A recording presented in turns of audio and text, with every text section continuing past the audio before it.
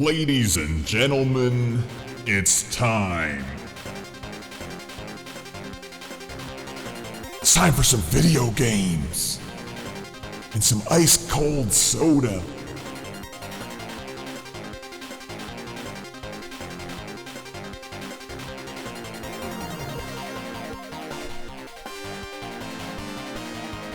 Hey everybody, welcome back to the stream.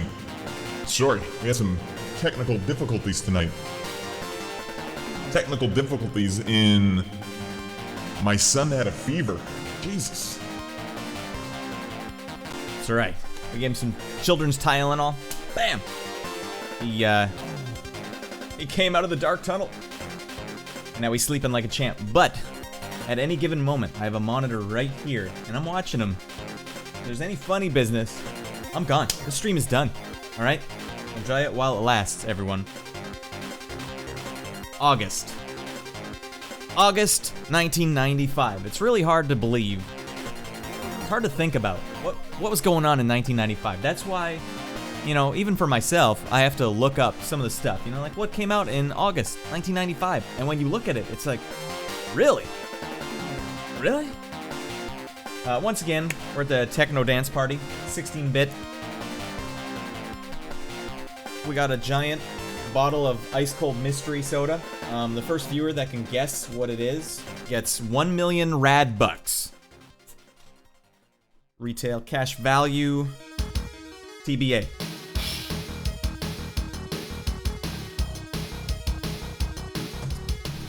Oh, that's cold. Actually, just put the whole damn 2-liter in the freezer. I just don't give an F, alright? I'm crazy.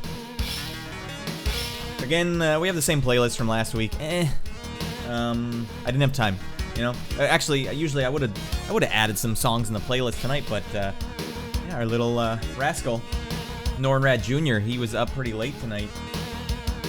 He's moving. Alright, he's just wiggling his fanny. He sleeps with his butt in the air. Maybe that's the natural way. Maybe we're all doing it wrong. Also, the chat in YouTube will be happy to note I clicked the ultra low latency button, so maybe you'll get like less. It's not like a 40-second delay before I can actually see what you posted. We're evolving. We're getting better. Michael Johnson's here, and he says howdy in the YouTube chat. Howdy, Pilgrim. Saddle up. Saddle up, partner. We're gonna be playing some games, but first, I want to take us down a little memory lane here. For those of you that weren't alive in 1995, for those of you that were too young to really notice, I was 12, so I was peak. Those were my formative years. So we're gonna talk about some of the things that happened in 1995 real quick before we dive into the games from 1995, because okay, so I know this game came out in 1995, but where's my reference point, right? So a lot of people, movies are the reference point, music is the reference point. We're just gonna mash it all together. It's 1995 incarnate, okay? Let's, Michael Johnson also says, wow, I was programming assembly language on C64 in the 80s. Damn! Michael's hardcore, Jesus. Yeah, Michael's a tad bit older. My audience skews older now. I'm a bit old myself, Michael. 12 in 1995 means I was just old enough to be experiencing everything, but not old enough to pay for anything or have any money. All right. So let's talk about 1995. August.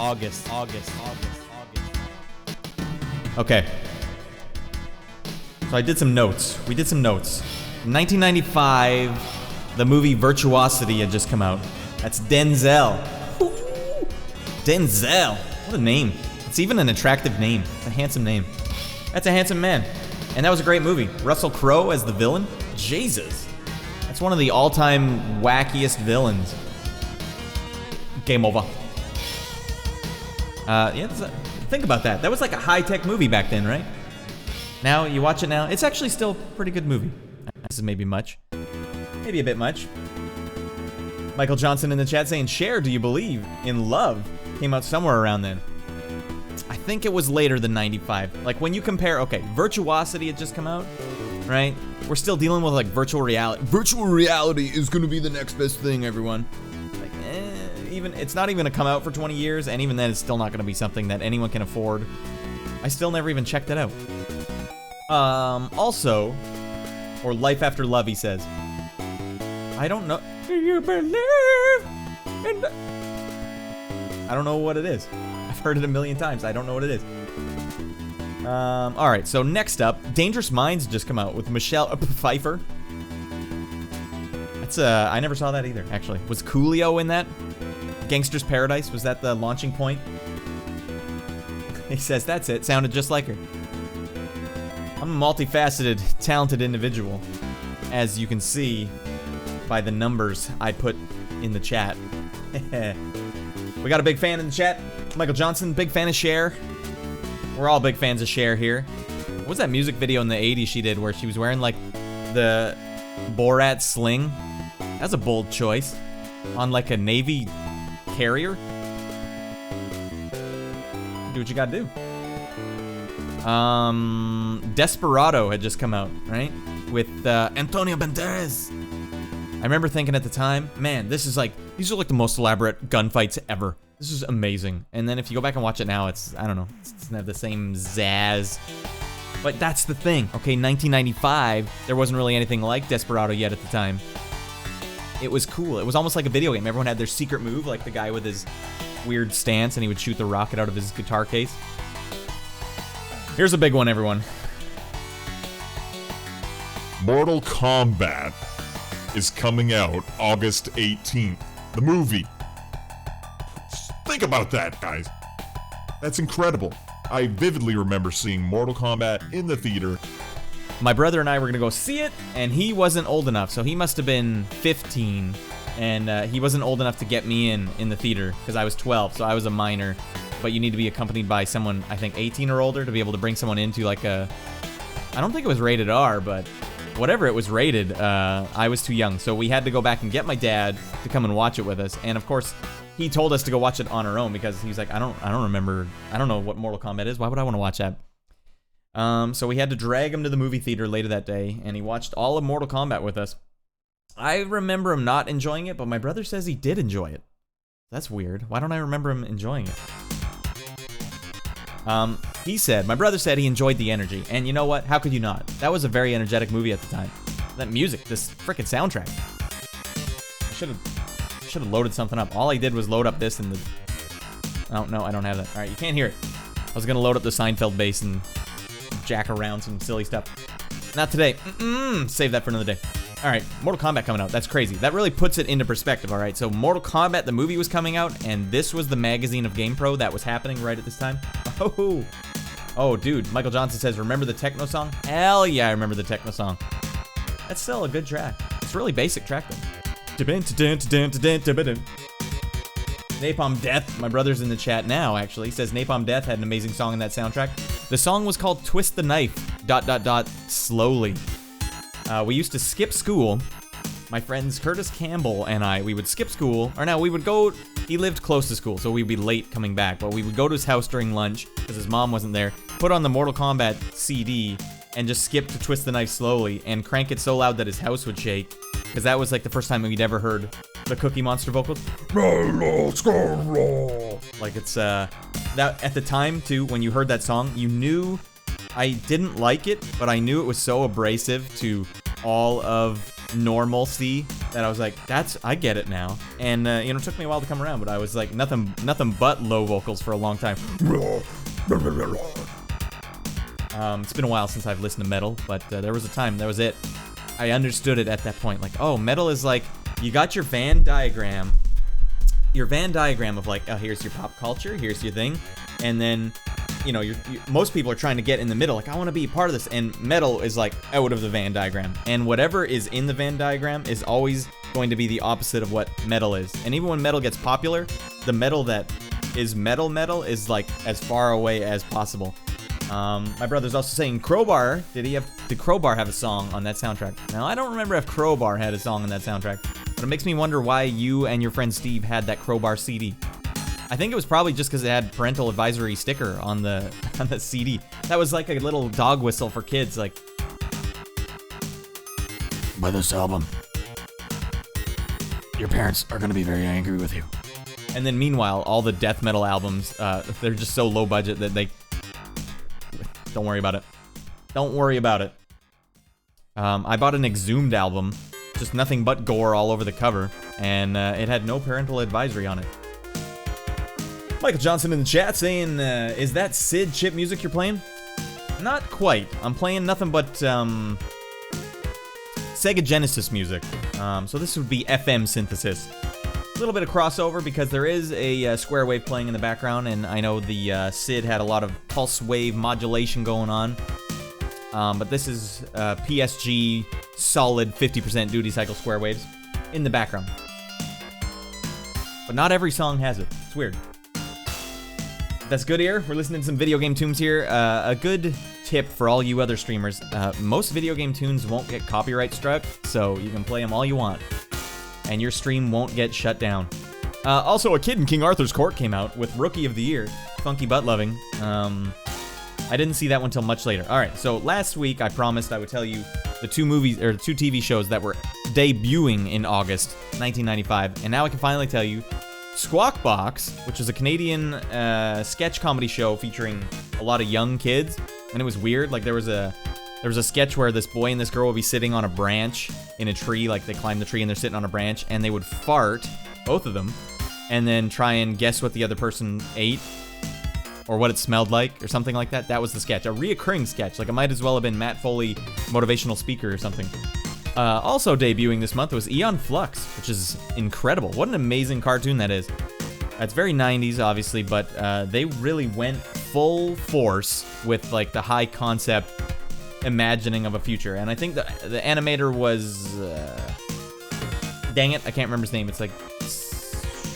No, I would just butcher it. But he's... pretty prolific animator, so I think he got his start there. Aeon Flux, check it out if you haven't. As for music, albums that were coming out this month, No Effects. I heard they suck live, which is not true. They're actually pretty good live. That was actually a really well-produced album. I remember thinking, man, should I buy this? Because I heard it at a friend's house, and then I was like, nah, come on. And thus began my lifelong dislike of live albums, but that's actually a pretty good live album. Symphony X, The Damnation Game. I've never actually heard that album, but Symphony X... V? Is that the album I heard? Hell of an opening riff on that album. Heart was still going strong with The Road Home. Rancid and Out Come the Wolves. I wanted to like Rancid so much as a kid. The little punk rocker, I had my little spikes. I wanted to like Rancid. They stunk. I didn't like Rancid. They didn't have the energy. I need energy. I don't need like rockabilly. That's not the punk for me. To that degree, I also don't like that NoFX was like, hey, we'll troll our own fans by throwing a bunch of ska in here all the time. Oh, God, come on. There's no ska sticking in my eye, all right? That's what's good. Stick to the good stuff. So says I. Killer Instinct Killer Cuts was just coming out, and in most cases, it was packaged with the Super Nintendo game. How awesome was that? I remember listening to that. Like, I don't have any CDs, but I'm gonna listen to this. Oingo Boingo broke up this month. Damn. It's a big loss. Oingo Boingo is actually pretty good. Stupid name. Really good band. Weird Science. TLC Waterfalls was crushing it on the charts right now, apparently. As was Madonna Human Nature. Alright, we dug a little deeper. I want to dig a little deeper because I really want you all to be in the headspace of 1995, August 1995. Real quick, I'm going to read the chat. Michael Johnson says, Techmaster PEB and Bass 305 were cool in the 90s and early 2000s. I don't know what the hell you just said. Techmaster PEB and Bass 305. I'm going to have to look that up. He's dropping some mad 1990s isms. Yo, I'm the Techmaster PEB. Starring guests that were on Conan O'Brien in his second season this month, Linda Hamilton. Terminator's very own Linda Hamilton. This is 1995, so that was well past Terminator 2, so now I looked it up, but I already forget what movie she was in. It's a movie where she's like a schizophrenic person that calls a detective to watch her all night because she's pretty sure she's doing bad things. That sounds interesting. Linda Hamilton, you know? I can dig it. Oh, okay. Techmaster PB and Bass 305 were sub-bass music for the niche. You gotta go to the special underground record shop to get that Techmaster, those fresh Techmaster cuts. They didn't have those at HMV. Well, they might have, actually. That was our shop. HMV! Anna Nicole Smith was also starring as a guest star on Conan O'Brien this month. What was she in? Naked Gun 33 1/3? I don't know what else she would have, like, what for, Skyscrapers? I don't know what else she was in. You couldn't walk down the thriller aisle in the movie store without seeing half-naked Anna Nicole Smith and... what's her other name? The wife of the Gene Simmons. Shannon Tweed. Always. And always half covered in sand, too. It's like they sprayed her with water and then just stuck some sand on her. That was Shannon Tweed in a nutshell. Skyscraper and To the Limit. My brother remembers. He's got the chat covered. Alright, this is a pretty action-packed intro. I don't think it really fits, so you know what? We gotta ramp it up. We're gonna play some NHL 95 title screen. Alright. Let's get hyped. NHL 95, another fine 1995 product. Jenny McCarthy was also on Conan O'Brien this month. It's a pretty stacked month with, like, the Vixens, you know? He was going Vixen heavy this month. Danny Glover, though, not a Vixen. Secretly, the only Vixen. Kiss. Kiss was also on Conan O'Brien, you're right, Michael Johnson.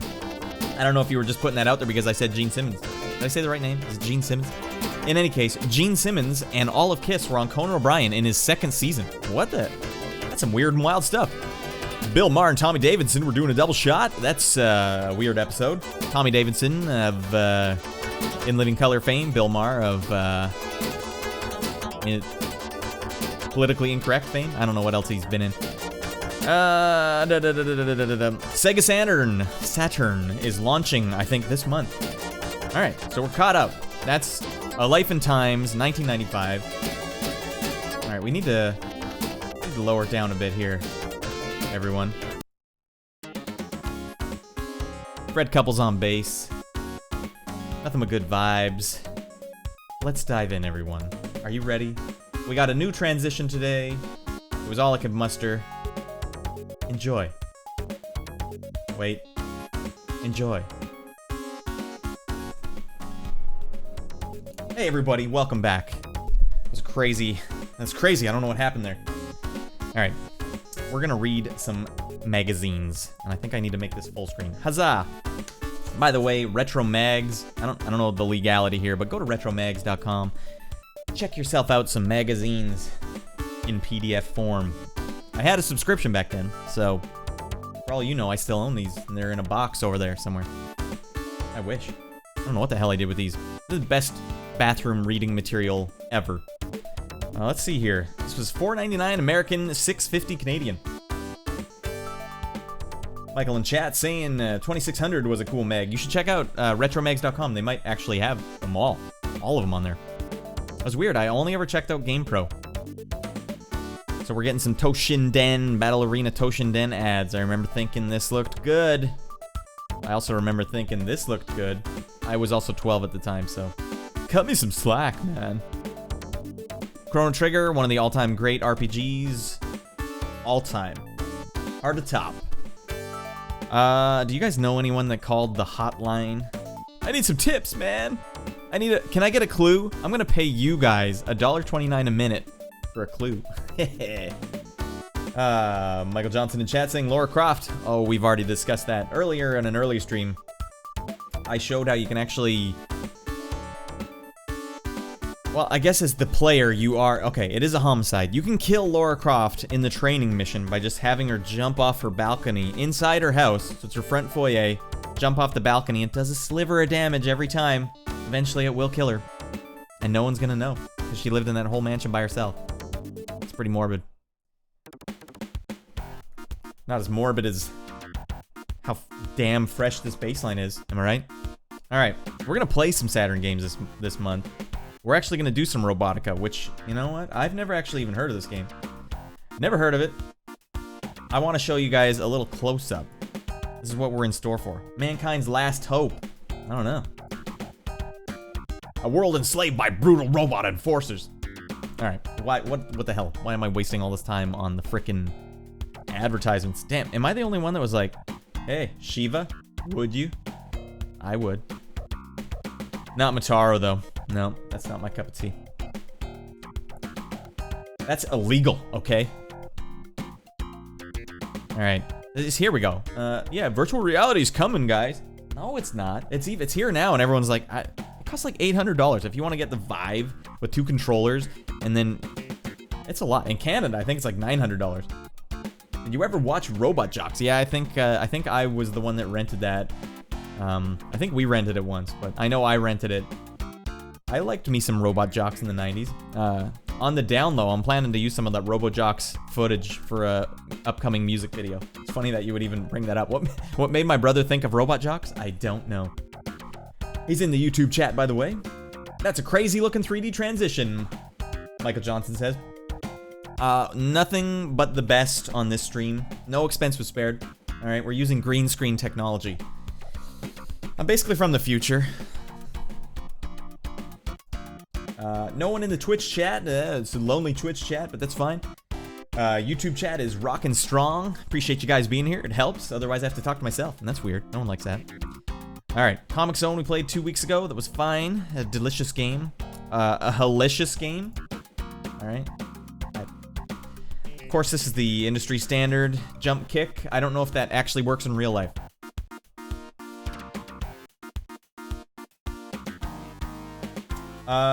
Michael Johnson saying it might have been in the 80s, but The Last Starfighter was a cool and lame at all at the same time. And it's related because it's a video game related movie. You know what? That one bypassed me. I know all about it. The kid plays the game so well that the government recruits him for like the Starfighter program, and he fights in space. I never watched it though. I think I was just a little too young for it.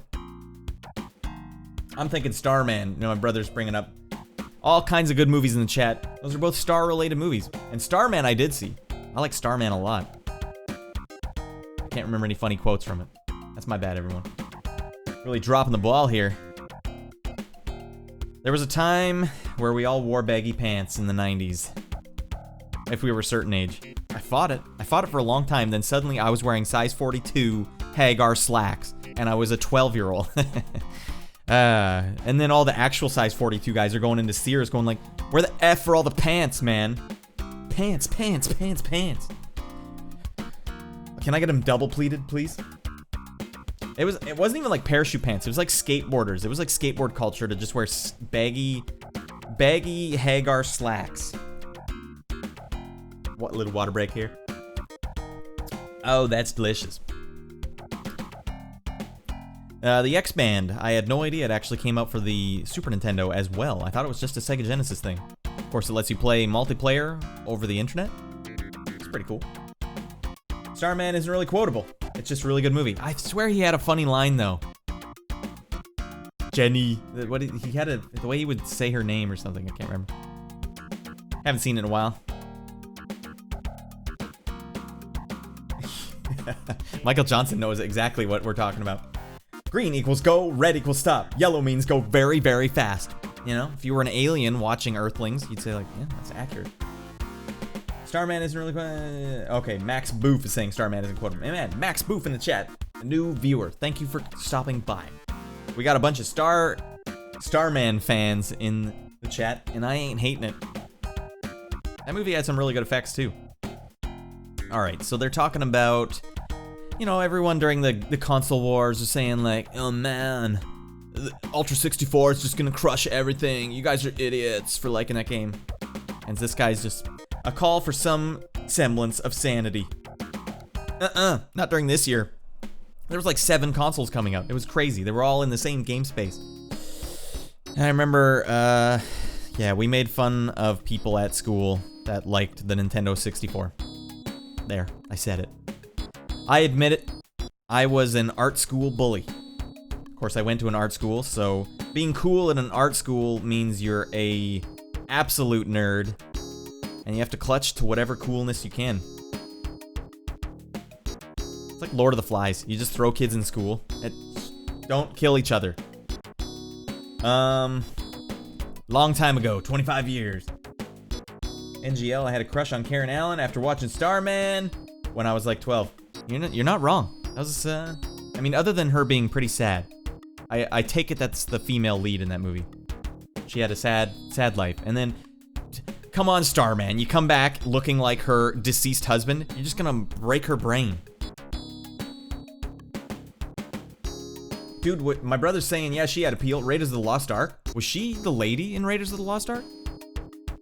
Am I losing my mind here? I don't remember her as the lead. I guess it's been a while. Frank Thomas showing us his excellent posterior once again. Primal Rage is all the rage. Never enjoyed that game, really. Didn't get into it. Couldn't get into it. Got some good little artists here. A little jealous. I always tried to draw this good when I was a kid, and I couldn't. Look, this guy. Shaq was just kind of a big deal back then. What's the matter? You scared? Icy Hawk back patch. Oh, give this kid the title. Mortal Kombat 5. Oh, you can't see. Hey.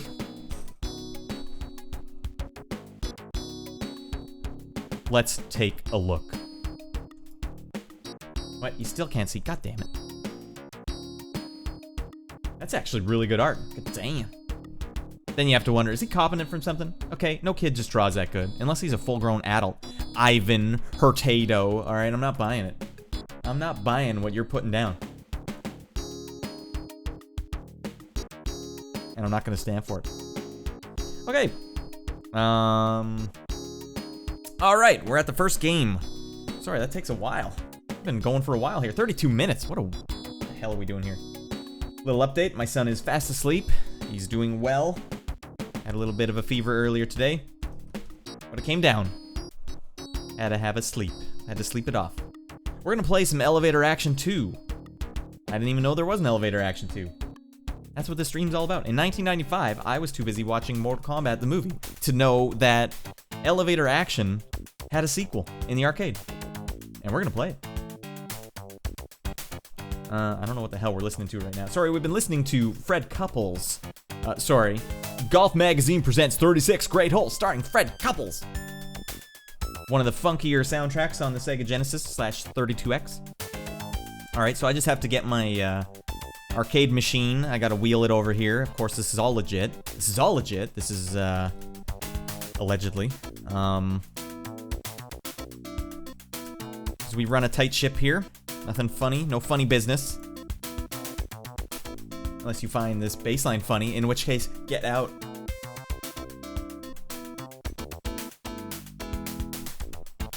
Okay.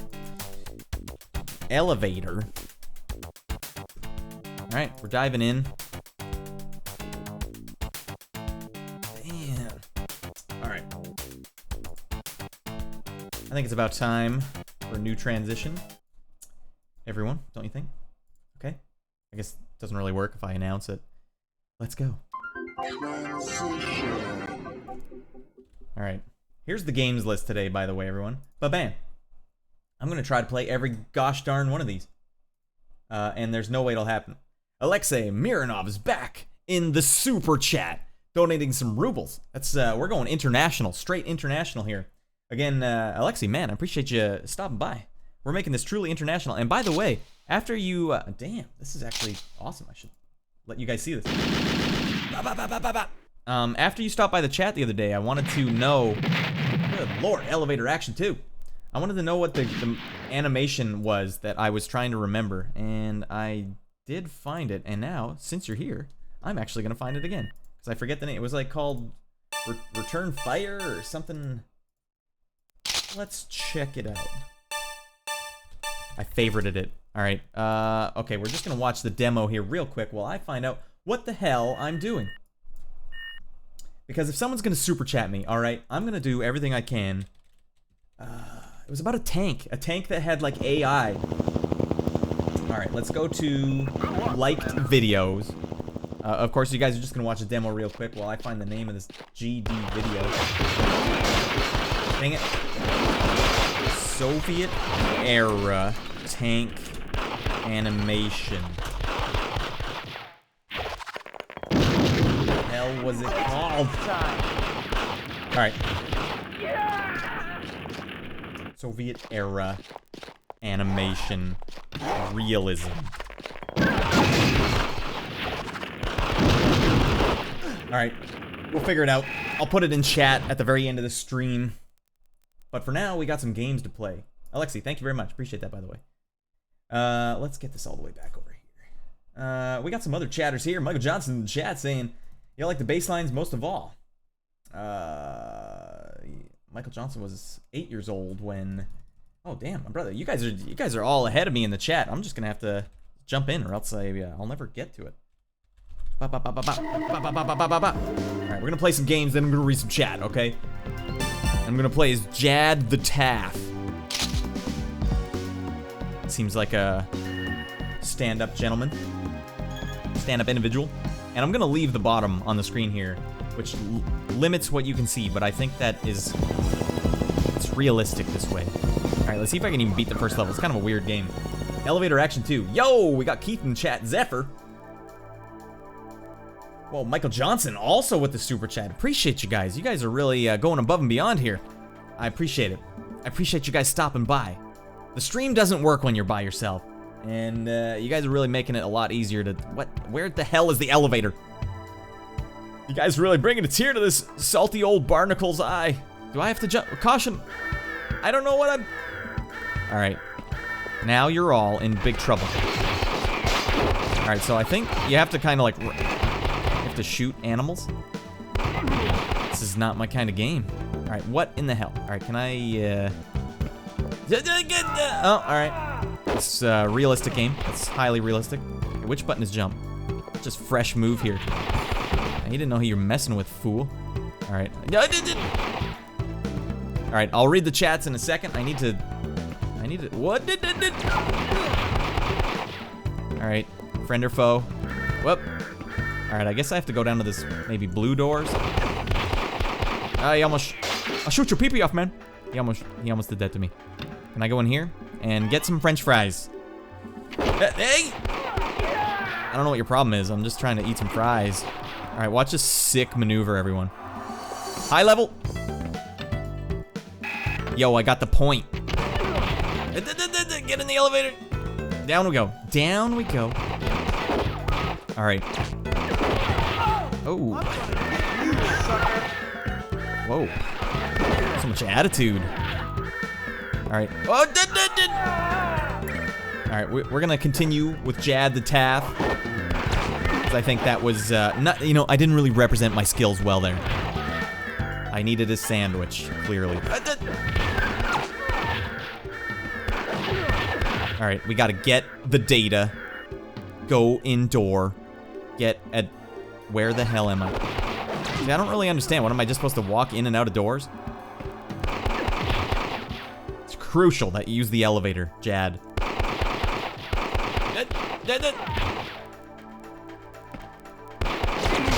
Are these even bad guys? Am I just like... Am I the bad guy? Oh, it's son of a butt. Alright, gotta get the power-ups. Watch a sick move. Oh, no, I'm trying to pull some radical maneuvers and I cannot pull it off.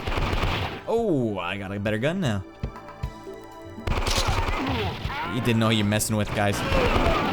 Whoop. Ah, yeah. Am I the old order? I gotta fire on this shirtless man. I don't... Where do I... Oh, okay. Oh, I almost lost my life there. Create a new society. It's political. Am I here to stop the revolution?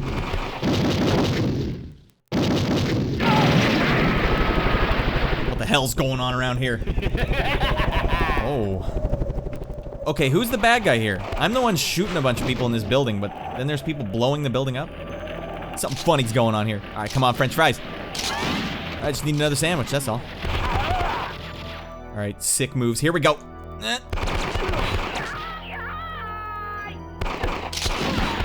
Alright, we're looking good. I'll get to the end of this level, obviously, then we'll move to another level. Alright, we made it to the door. I don't know if this does anything. It's a weird game. They really don't make it. Why am I doing this? Uh-oh, I almost killed myself. Hey! Oh, almost died again. I like these tunes. These are pretty fresh. All right, sick moves. No. Fight it, Jad. I just got over there. All right, here we go. Wait, do I even need to go in there? Isn't the blue door just like power-ups? All right, we're gonna risk it. I'm gonna go to the basement and call it a day. Let's go. We did it. Completed.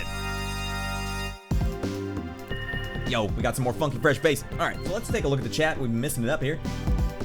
My brother and Keith are having a chat. SpongeBob reference. Did I do a SpongeBob reference? I don't. You guys in Canada? Yep. The majority of the chat is in Canada. Alexei's from Russia, apparently. Cool. In Tennessee. Wow, we're bringing it all together, everyone, with the love of 1995. We lived it. All of us. It was a good year. Always a good time. Create a new society. Where's Airwolf when you need it? I know, man. Jeez. I must be a sick puppy. Why the hell am I even watching this and smiling? No, you're right. You're doing the right thing. See, because we don't, I mean, I won't keep playing this. We'll move on. The 90s were a special time, and 1995 was a very special year in the 90s because it was a transition year. Oh god damn.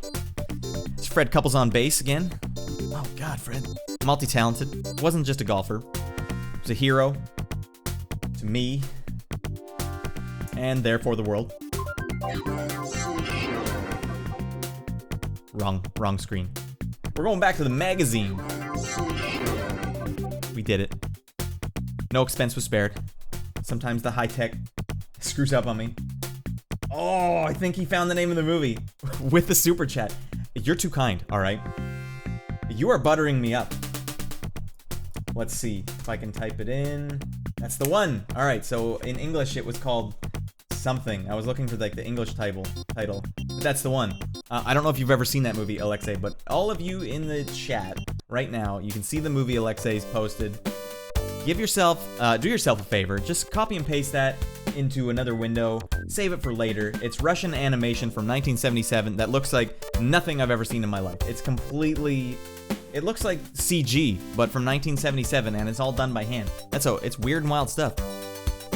I'm a big fan of classic animation, so I try and find the stuff that veers away from, you know, what we're all used to, and that is pretty much on the heat, the top of the heat.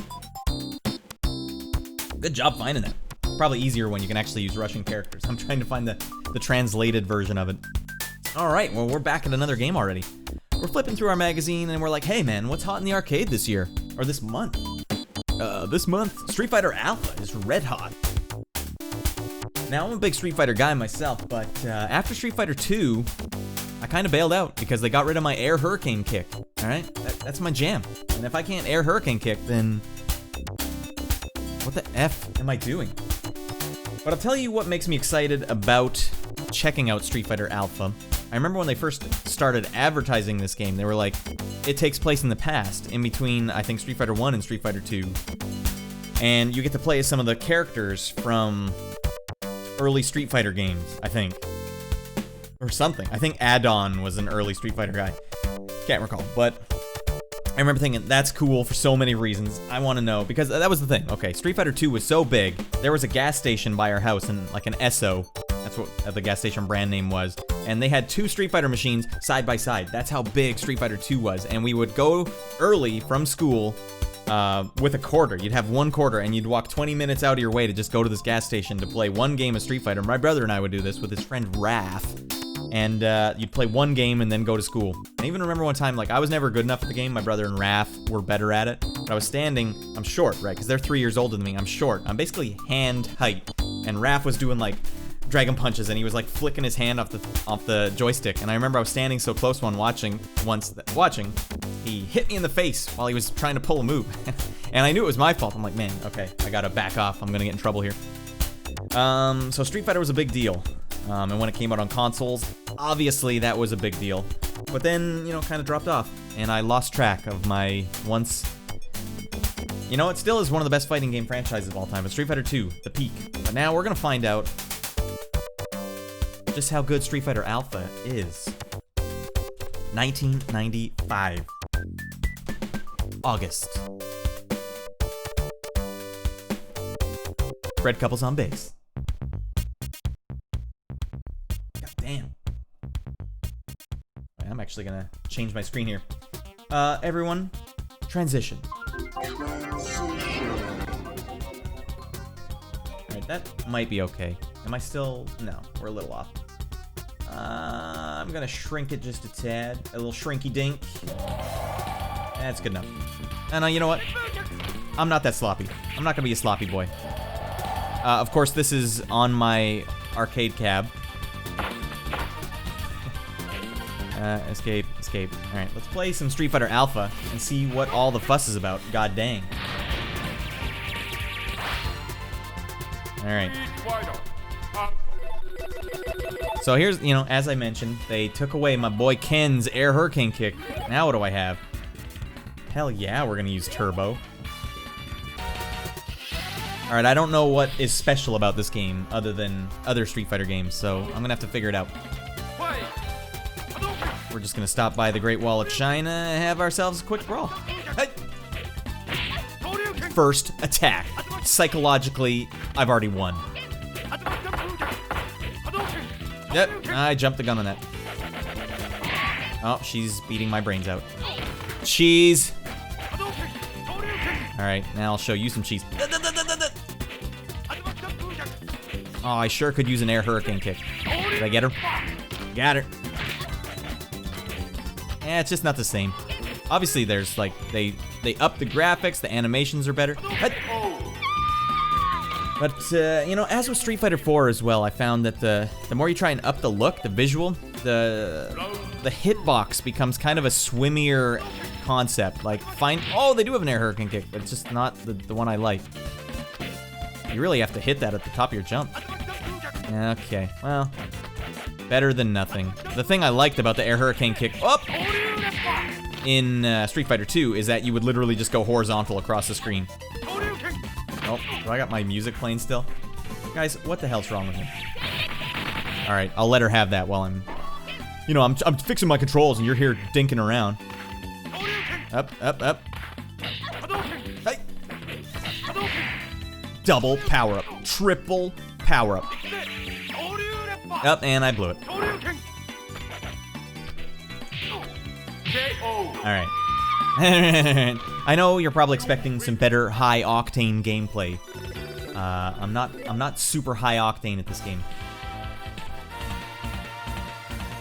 That's the exact song from Super Puzzle Fighter. Alright, when I was testing this, guy beat the hell out of me, so I don't expect to go very far here. It's just a bad matchup, that's all. Oh, first attack, psychologically, you're done, Dan. Or guy. Daniel, guy.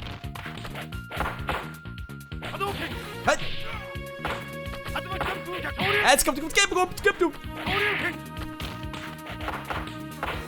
here we go. Mid kick. What? That's my move, dude. Oh, yeah, I forgot there's little 2-in-1s. Alright, I beat his brains out. Guys, I beat his brains out. Michael Johnson in chat saying, damn, now I realize why I'm watching. I followed you for music stuff. That's right. I must have just randomly popped up on your screen. So you're a music guy, Michael. Do you make music, or are you just into following it? Because I've done a lot of software synth reviews. Actually, most of the subscribers on this channel are for software synth reviews. I feel like I'm doing them a bit of a disservice. Like, and Matt Creamer Audio's back playing video games. The through line is that I make music. Oh, god damn, for video games. That's my actual profession. So the reason I review a lot of software synths is because I use them to make music. I will do some more noodling around videos, which is what you might remember. But not a lot of developers are making new stuff at the moment, and I guess because of COVID, they can't really risk sending me a free copy. Like, I did recently. What did I buy recently? I can't even remember. Oh, damn, Rose! What the F? Oh, you don't know who you're messing with. All right, I'll beat this I'll beat this goofball in this classic location. Bruce Lee and Chuck Norris famously fought in this exact location in some movie. I can't remember which one. Wait, can I still do a backward air hurricane kick? Alright, I don't remember who got first damage. Maybe that's the problem here. Oh, why does everyone have an air throw?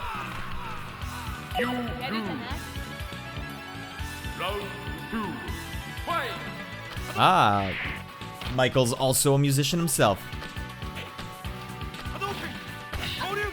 Working with a few libraries. Are you a Contact man? Oh, that's right. I recently just bought Damage 2 for Contact, and I'm thinking like, should I do a review for that? I actually had to buy... son of a butt. I had to buy Contact 6 for it as well. Because it needs Contact 6. I mean, you could use Contact 6 Player, which for people who don't know is the free version of this sample player, but I don't want to be that guy. Oh my lord, Rose is annihilating me, and, you know, it's fitting in. I didn't deserve that one. Rose wanted it more. Rose wanted it more. Go to heck, Rose, okay? I don't know what your problem is. Alright, that was Street Fighter Alpha. That's pretty fun. I'm sure once you know what you're doing, that's quite the game. To me, though, you know, it's a little too swimmy. I'm not, I need the precision of Street Fighter 2. Speaking of precision, let's get some tunes going. Oh, god damn. Oh, lordy. Hell yeah. Oh, yeah. Alright, no expense was spared. Let's go back to reading some magazines. Hi everyone, welcome back. Alright, damn, look it. Behold, Mortal Kombat begins August 18th. Oh my god, what a good movie. Still holds up. Mortal Kombat Annihilation, the sequel, does not. Not even worth checking out. Michael Johnson says he has Contact 6 and he's looked at Damage 2. But he thinks Perk X is doing okay for now. Yeah, I'm such a sucker. I have Perk X too, and I paid for it. I sent them an email like, hey, do you guys want me to make a video for you? Blah, blah, blah. They didn't even get back to me. Like, well, your guys lost, goddammit. Damage 2, I probably could have asked Heavyosity if they would like to send me a not for resale copy, but I knew I'd be using it, so. Alright, we got a little article here about the producers of video games. And when you read about it, oh damn, listen to this bass. Oh my god. It's kind of weird because they have to do programming as well. Seems hard. Harder than just being a producer. Yo guys, call Scary Larry for his adventures. This kind of advertisement I would see and just flip right on by. This is more I'm looking at this advertisement more now than I ever did when I was a kid. Alright, we're gonna take a little sip of our mystery beverage, and the first one who can guess what I'm drinking gets 1 million Radd bucks. Actual monetary value, TBA.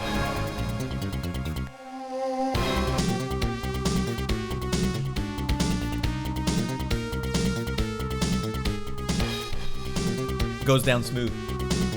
Not a big fan of using 2-liter bottles to drink from, but cans are out. COVID has seen to it that cans are out. Keith, you gotta look again, bruh. You want that 1 million Radd bucks. You'd have to see. This is the only evidence you get. Or the only clue.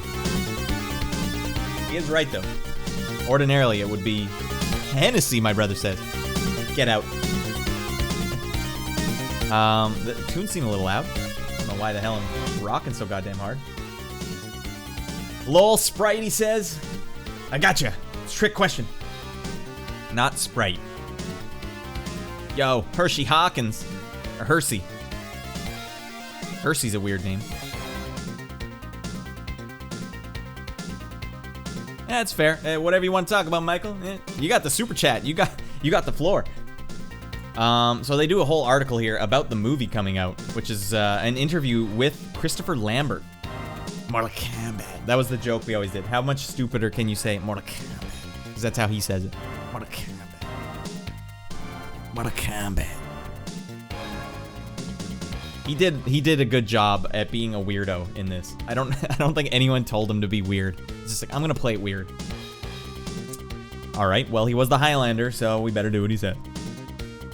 He says he was a gamer, or he is a gamer. You always have to question it though, like, are you really? Do you really play games, or are you just trying to be like, I'm a gamer, man?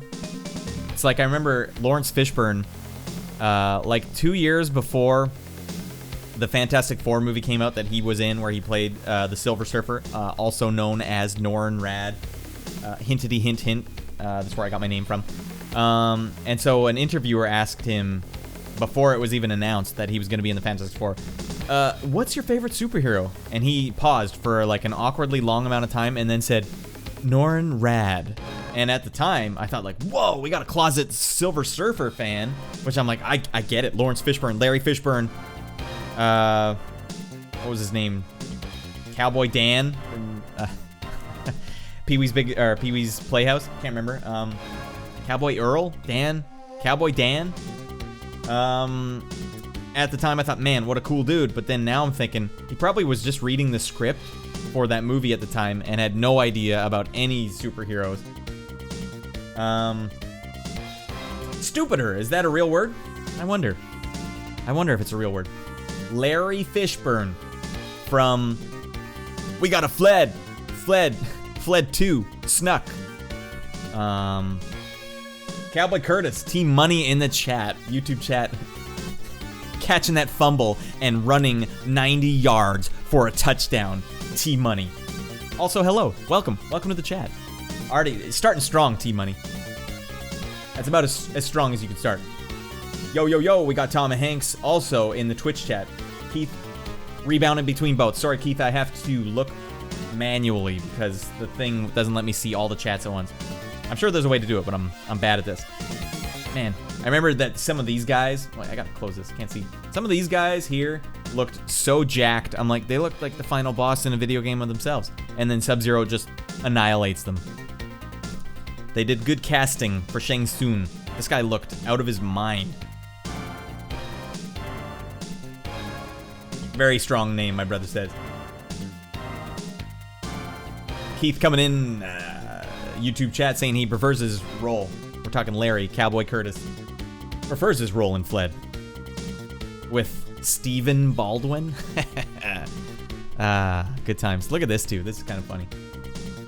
Don't show her kicking. It doesn't work. She tried her best. She was very attractive back in the day. I was an attractive lady. All right, what are we listening to here? That's a little too intense.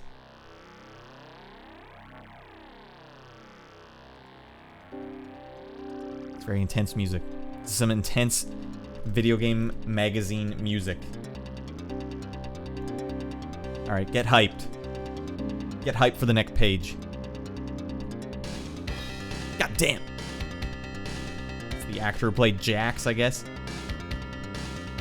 All right, I guess Val Kilmer was currently Batman at the time. What a weird world we lived in. That Veronica Vaughn. T-Money knows where it's at. Don't I have a nice rack? Actually, I mean, it's not a bad rack, but you'd think with a line like that, she'd be boobing out of her mind. But, you know, when you're writing a song, you have to make some concessions. I bet you thought that I was dead. All right, so we got some games here. I'm gonna load up the, here, we're gonna look at the game list here. We got some people in chat. We have options today, everyone.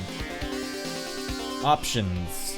Well, I kind of went chronologically through the magazine and picked some games that I would test and see if they were gonna work. I think most of these work. A couple of them will be a little silly. Virtua Cop might be a little hard because I have to play it with a controller. But that's fine, because we're here to experience 1995. We don't have to, like, I'm gonna beat the game. No. The music in Virtual Cop is actually pretty amazing, so there's a reason to check it out. But Electronic Entertainment Expo was going on, the E3. And this is the big, this isn't a consumer trade show. This is like insider trade show. So this is where they would announce all their stuff, and like journalists would be there, and like you get all your information for the magazine. So this is a huge issue of GamePro because they were at E3 and they just come back with like all their information. So they're saying Saturn surprises. Guess what? It's getting launched this month, I think is what they say, which was a month early. They were playing fastball, hardball. What? They were playing some fastball. No, they were playing some hardball with the PlayStation, saying like, we'll release early and we'll go $10 cheaper. Val Kilmer in Top Secret is still my favorite. Yeah, who knew he started in comedy? This is a wacky movie. Was that a Mel Brooks movie? Because it feels like a Mel Brooks movie. All right, so I'm gonna actually just go chronological, and obviously, if you see something you wanna, if you have to leave soon and you just really want to check out a game, let me know, and I'll hop ahead, no problem. But for now, we're gonna skip to Virtua Fighter on the Sega Saturn, which was a huge draw because this was an arcade game that came out and was so cool in the arcade. I remember thinking, because Mortal Kombat was just coming out, right? I remember asking my dad, because he would take us to the arcade, and I remember asking him, like, don't you think this looks exactly like an action movie in real life? Like, that was what I was looking at it as. Like, this is an action movie in, like, real video games. You're seeing, like, a real action movie in video games. That's how good it looked when I was 12.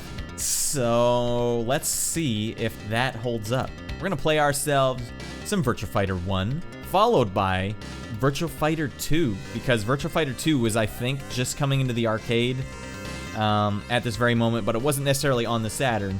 But I'm going to play them both on the Saturn, and we can get a direct comparison what the heck we're looking at here. First things first, I got to close that. Alright. I'm going to leave the game list up for just a second while I turn this on. I got to get my Sega Saturn ready over here, putting in the disc. Yep. Nothing uncouth going on here. Alright, play some games. Shaboom! Alright, game list down.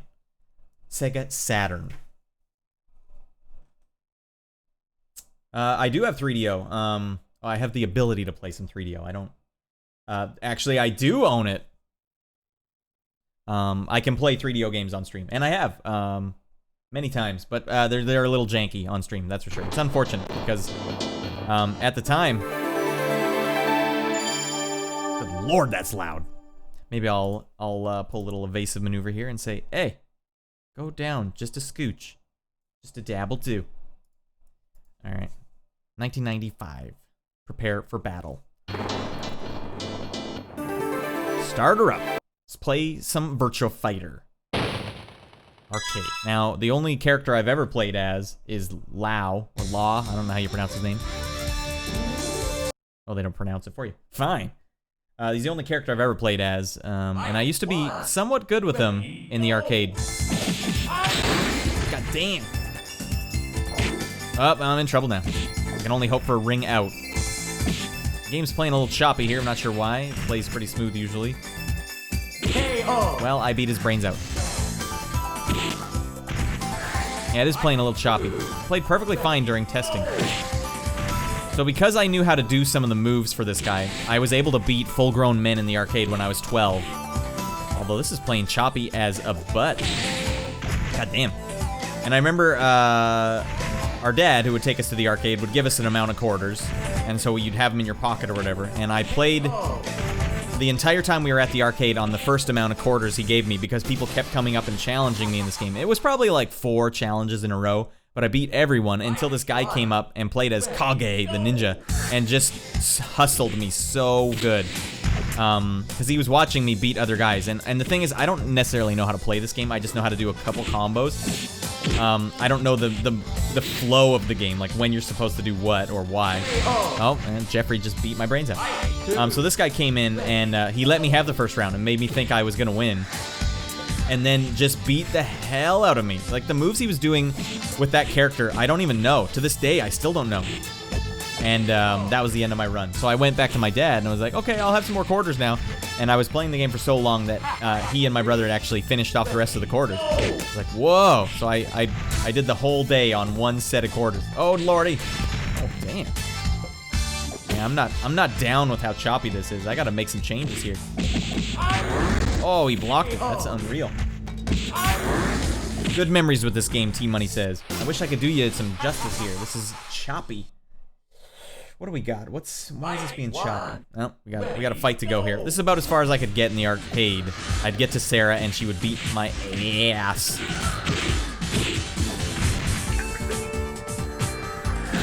Oh, she stopped me mid-spin kick. Oh wait, how do I do my flip kick? Up, and she kneed me in the face. Up. That's not gonna do it. Alright, we gotta up. Oh, damn, blocks. We gotta smarten up. We gotta act responsible here. Alright, maybe I should block more. Up, and she kicked me in the knee. Now you're in trouble. Oh, well. Alright, I gotta do more, Alright, I kicked her in the face.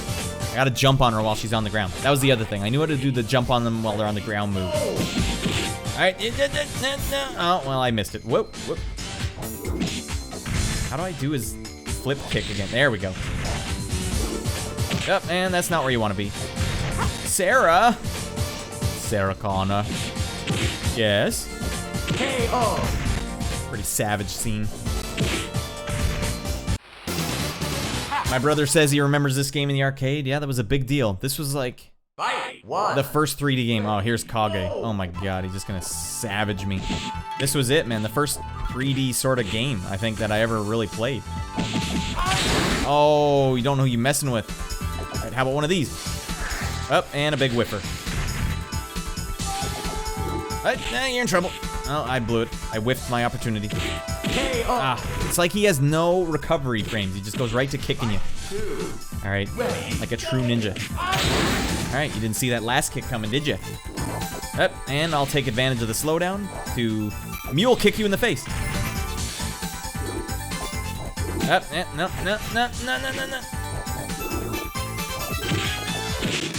I clearly don't know what I'm doing. Alright, punch, spin, punch. Oh, Lordy Jesus, Lord. Oh no, it's down to this. Risky play. Time over. Oh, that's part of my plan. Fight 3. Ready, go. See, I was punching just like him. How come he can punch faster than me? Alright, I shouldn't complain. I came out on top there. Alright, mule kick time. Nope. Turn around. Oh, Lord of Jesus. Alright, a good punch to the crotch. No, don't bring out. We got close, but that's fine. We need an excuse to move on. Alright, that's Virtua Fighter 2. That was already in the arcade, I think, last year. Earlier last year. Let's actually confirm. I'm gonna see. Virtua Fighter. And in the meantime, we can stand to have a couple tunes or two. We're gonna listen to Finger's theme from Slam City with Scotty Pip. So Virtua Fighter was actually 93, and then Virtua Fighter 2 was 94. So I think Virtua Fighter 2 and 1 were both coming out on the Sega Saturn in 1995, which was coming out this month. Now it makes sense. So that's why we're playing it. God damn. Turn this up. F yeah. Holy Lord.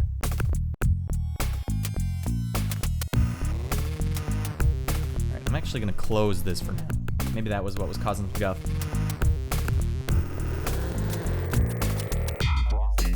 We had some guff. Some technical difficulties. It's fine. We had some technical difficulties. My tech team is on it. Okay? Don't give me a hard time. Please. Alright, we're gonna play some Virtua Fighter 2 real quick here. Actually, it'll be a good comparison because more polygons. Oh, the graphics.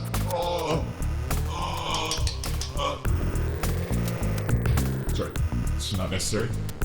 It's family stream. All your family should be watching.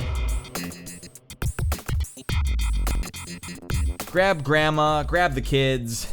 The whole family can watch Virtua Fighter 2 on the Sega Saturn.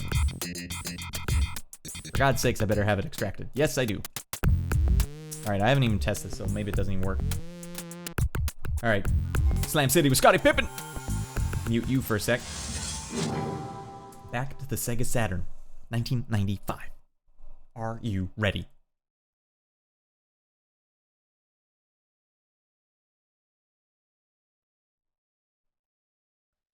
Did it. Okay. 1995. Confirm. Arcade mode versus mode. It's kind of a ripoff that they had the same final boss in this game. Dural. Or Duran. Alright, what's the name? I didn't even say what the name is? Damn you. Wait, did I back out?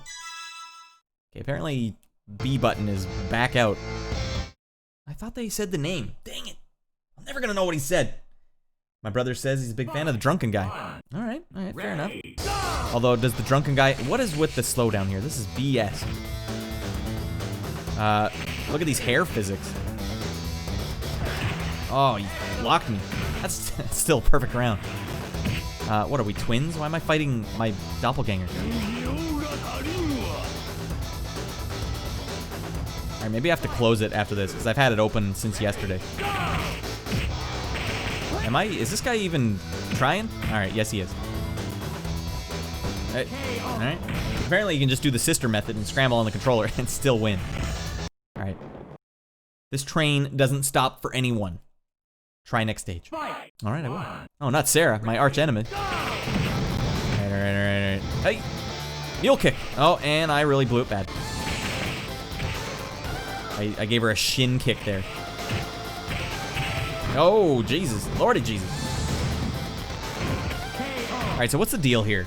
I think Sarah and Jackie are brother and sister, but then Law and Pei are brother and sister too? Is that right? Am I getting that right? What is this, brother and sister, the game? Shit. Oh, yeah, that's satisfying. Alright, I haven't done my patented spin move. Oh, she ducked it. Some real Jackie Chan maneuverability there. Holy lordy. Alright, you want a piece?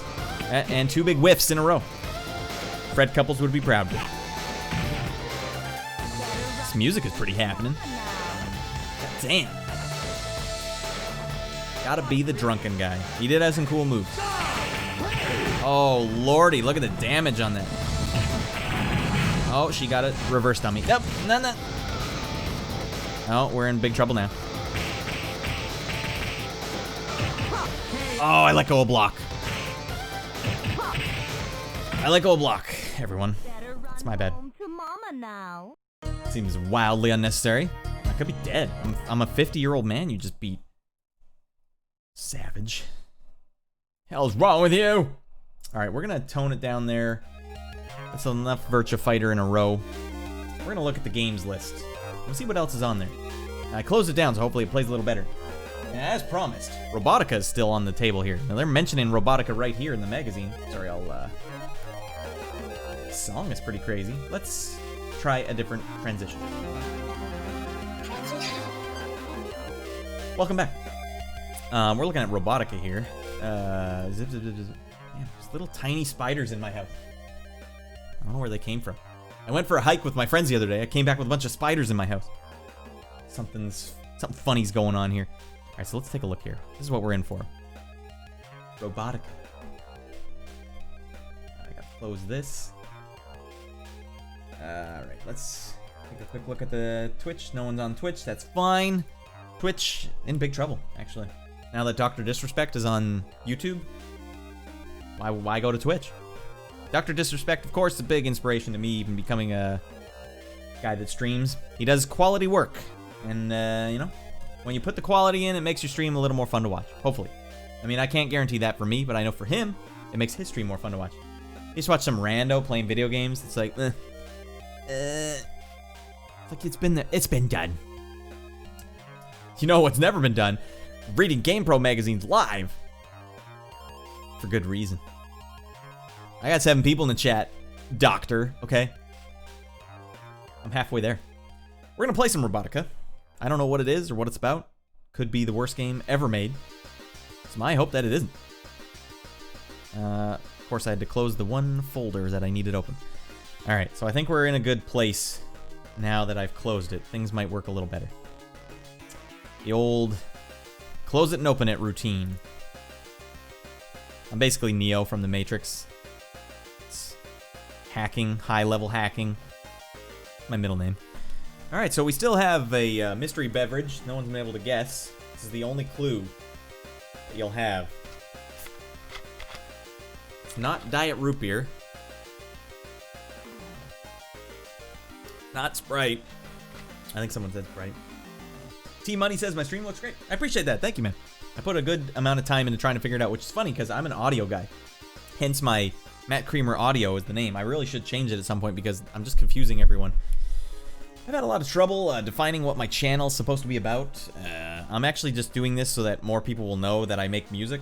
But I can't do something and not do it as good as I can. And so when you learn about something and you learn something's possible, you can't not do it then. So if you learn about something that's quality, like, oh, if you have that, then you can do things this way. Now I have to do all this extra work because like I can't do a crappy stream. Whereas like there's YouTube channels out there, million subscribers, million views every day. You guys don't even have a compressor for your audio. What are you doing? You're clipping. There's some sort of balance point there, you know, like the quality and like the popularity. They're not equivalent. But you know, I'm fine being what comedians call it, a comedian's comedian, which like only other comedians laugh at it, not regular people. I seem to find myself in that predicament. That's fine. That's fine. Someone's got to play these games. All right. This song is killing it. All right, let's play some Robotica. Stop messing around. Oops, I panned my music. How unprofessional. All right, let's turn our dang music down. Let's get to some gaming. Transition. All right. We got some games here. We're going to play some Robotica, followed by possibly NHL Hockey 96, which ordinarily hockey games, they're just not fun to play anymore, but you got to put yourself in that era, 1995. What were they doing in hockey games in 3D? 1995. I don't know, man. But I tell you what I do know. Robotica is probably about robots. Look at this CG. This would have been mind-boggling in 1995. Year 2077. With voiceover? The regional nation-state that had until then helped maintain world order on Earth collapsed. And in its wake, a planetary government emerged to rule over mankind. Oh, the New World Order. To resolve the disputes, riots, and struggles that periodically erupted around the globe, WSSS was formed. They told the future, guys. From regular government organizations. Sorry, sometimes I like watching these cutscenes because they're probably more nostalgic and entertaining than the game is at some level. Look at this compression, though. At the time, anyone that played video games remembered these looking perfect. But when you watch it back now, you see the actual compression artifacts, which is... I don't remember that. The global state system had been designed yes. to unify mankind. Keith in the chat saying, All those who could explain yeah, why would you play a hockey game normally unless you make a team filled with 6-8 players and turn off penalties? And he's making a reference to what we, him, and 2 other friends of ours would do every weekend for about 2 years straight. Play NHL 2013, 14, 12. And we would create an entire team. There's Le Chaux-de-Fonds Lemons. And they would be a pink team from Le Chaux-de-Fonds, which I think is in Switzerland. And they were nothing but created characters that were full in everything, 6'9", full in body checking, and of course we turned the penalties off so we could just try and injure as many people as possible. Turns out it's actually the best party game ever made when you do that. There's a hint for all you other players. All right, so we see they're going big here. They are going very big with this story here. I like this. Damn. God damn. Here we are in Robotica. Robotica. Damn. I like this bass. All right, fingers crossed that it plays smooth. All right, we'll also get real. Okay, let's play some Robotica. Another cutscene. Is it skippable? Yes, it is. Please wait. Now connecting server. Oh, it's first-person shooter. All right, that's there is some heavy-duty delay on the turn. You guys seen that? That's not ideal. It's fine. It's like a real mech. Oh, I got a dash move? Sweet. Or it's a run move. I like that. I don't think there's a limit on it either. Hell yeah. Whoop. Jesus Christ, look how fast I'm going. Hey. Feels a lot like Kiliak. Game I played 2 streams ago.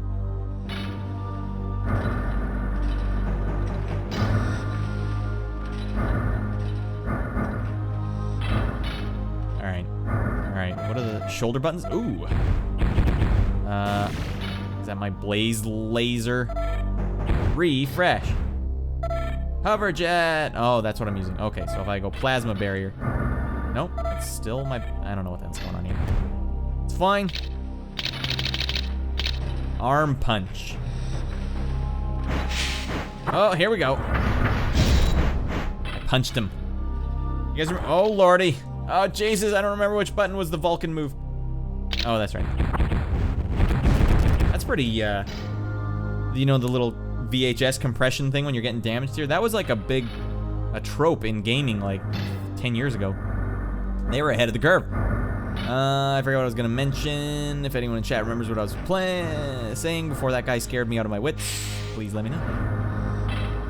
This is zippy as frick. Of course, it seems like a pretty bland game, so I won't play too much of it. In fact, I'm gonna play it pretty damn wild here. Get the hell out of here! Supplement laser cartridge. That's a pretty fresh effect. I can't lie.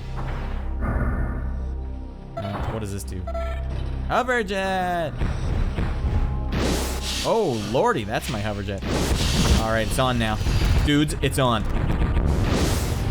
I'm out of hover jet ability. Alright, one thing they did wrong here, there's no strafe. What, am I supposed to just eat all the bullets? Like, that's not how you play a first-person shooter. Alright. Let's go plasma barrier. Takes a lot of my E. My E's almost empty. Alright, do I need a key card? For the love of Christmas, why? Well, why is this a trope in video games? We just left the key lying around. It's over there. Now I have to go, what? And it was just over here? Pretty odd game design, don't you think? Alright, well, I ain't complaining. Let me in the flippin' door. I found the gate key. Blade, laser, blazer, my brother says in chat. He's not wrong. There is a trope in dodgeball where... dodgeball, of course, a sport I play quite a lot. Also, Keith in chat plays a lot of dodgeball. You have to have a team name with dodge or ball in the name. And a lot of people... I played in a league once where there were two oh, lordy, I'm punching. 2 separate teams were called Balls Out. What was the other one? Balls Out More or something? They had to, like, change the name. You know you're in a bad way when you're all... Alright, now I can plasma shot. Alright, this game's not really killing it on stream, I'm sure. We'll do one last... Let me see one cool location. That's all we need. Oh, this is the one. I feel it.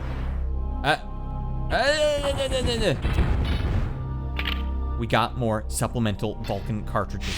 But we have no E. Or wait, we are E on our meter. I don't know what the meter is. We want to be F. Oh, it's an ambush, is it? This is what it means to be a true Robotica, high-level Robotica player. You guys are, of course, watching the world's premier Robotica player, high level. These are strats you'll see. Games done quick, speedrun strats. You know, I wish I could take full credit, but actual Daniel Menderchuk, of course, the premier Robotica player. I learned everything I know from watching his streams. All right, we're just going in circles. God dang it! I let him down. I let them all down. Oh, Keith's just coming up. Oh yeah, if you can dodge a wrench, man. If you play dodgeball, how many times do you have to hear that? All right, we're going rapid fire. We're killing it. We can't leave any bullets on the floor here. A good punch for good measure there. There we go. All right, never mind. So that's Robotica, everybody. That's coming out this year, apparently. Or E3 was saying that that's a game potentially coming out this year. God. Let the good vibes rain. Oh. God damn. Let's go back to the magazine.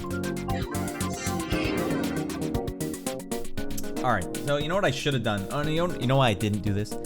Why don't I check out some Ultra 64 games? The reason I'm not going to is because Ultra 64 was actually pushed back. So it was supposed to be launched, I think, a month or two after the PlayStation and the Sega Saturn, but they postponed it an entire year. Or till the next year. It was 1996. And I've already checked out Killer Instinct, and it wasn't actually even Killer Instinct when it did come out on this. It was actually Killer Instinct Gold, which was different, and it looked weird as hell. We're not gonna do that. Just gonna do a quick glance on Twitch. No one on Twitch. Twitch is dying. They, if you guys ban Dr. Disrespect, that's what happens. No one's gonna come watch your stuff. All right, so we're gonna hop ahead, and we're gonna check out what the heck's been going on the PlayStation. Of course, the PlayStation is the new kid on the block. Sony had not been in the game race yet, but they got a new console coming out. And they're hoping to make some waves. And at this point, on paper, they were the front runner, I think. Sega was playing a little bit of catch-up. That's why they released early. And Sony was poised to become the new face of video gaming. And we'll see early on just why that is. So I can either play Warhawk or ESPN Extreme Games. I'm going to play one of them first, maybe both. Let's hop on over to our gameplay screen. See you there. Hi. Alright. Warhawk's a game I rented. It's made by the same company that made Twisted Metal. A lot of the same assets and feel. Of course, I'm a big Twisted Metal guy, as longtime viewers of the stream may or may not know. Although we can also check out Virtua Cop, and we can check out NHL Hockey 96 if you guys are into that. Virtua Cop has an amazing soundtrack. I may have jumped the gun. I'll let you guys decide. I can go back if I have. God damn. This is nothing but smooth vibes on the stream.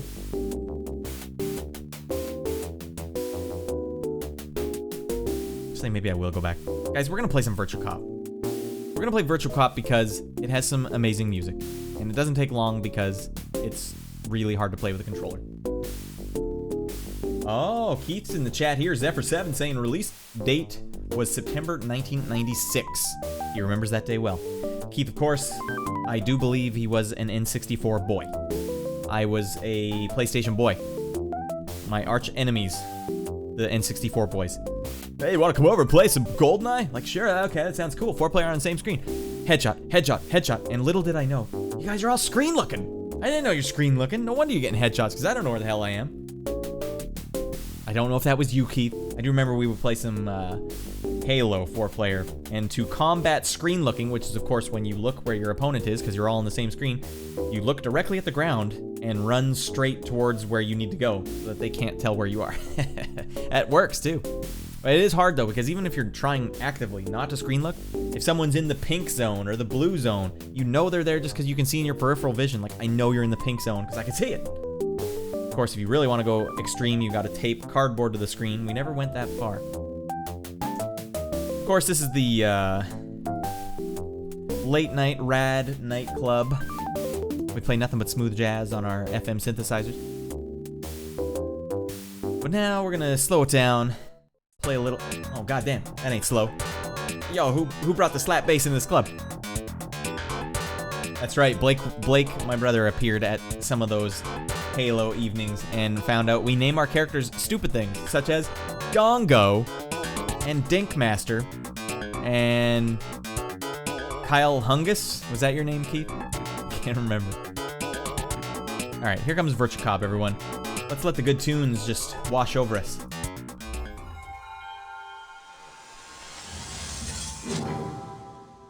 Games list closed. Ken Menendez. Why did I say Kyle Hungus? Keith Hernandez. Yeah, Victor Wooten on bass there. He's just getting out of hand. Michael Johnson still in the chat. I like that, you know, in all the video game projects I've worked on, no one ever lets me use slap bass. Like, just every time I give them a track that has slap bass on it, they're like, like, come on, damn it, I just want some slap bass. Slapping the bass. All right. Oh, Lord. Starting the game with a powerful orchestral hit. God damn. This was Sega. Sega was like, we're going big. They had almost like a Nintendo, you know, they had their own style. You know, they had style. Arms black market. Surprise, mother effer. That's where we're going. We're going to the loading dock here, where we'll find Dexter's partner. So the big thing here was that they moved kind of according to where you hit them. And also, dude, shooting the glass like this, that's a nice touch. And you just go through, like, what else can I shoot? Can I shoot the tires? Oh, no, I'm in trouble now. That guy really blew it. Obviously, this was meant to be a light gun game. Oh, don't shoot that guy. What was he doing back there? He was with a bad guy. What weren't they doing? Oh, gave him double damage. Get a move on it. Why am I using a 6-pistol gun? Or 6-bullet gun? Hell yeah. This is some funk-tacular music.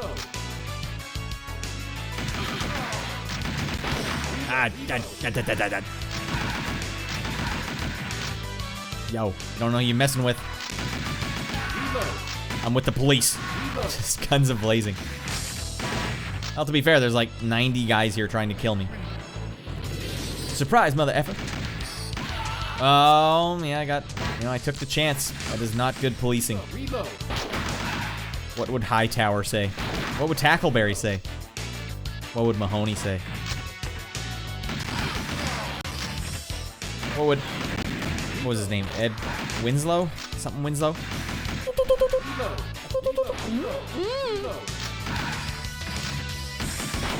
Move it, move it, move it!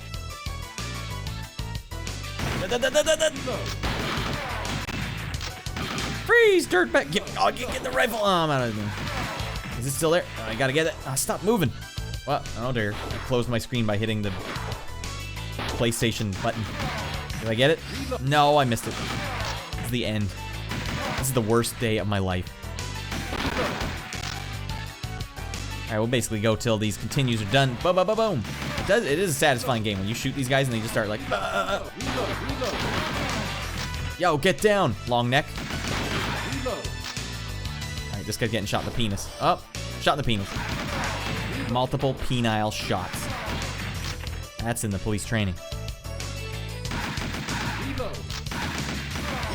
Yeah, it's actually still pretty good with the controller. Not ideal.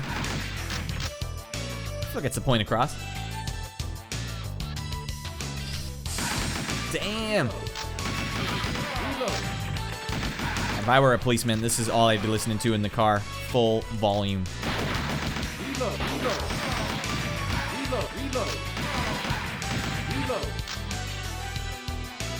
Oh, damn. All right, we'll just play the first level then.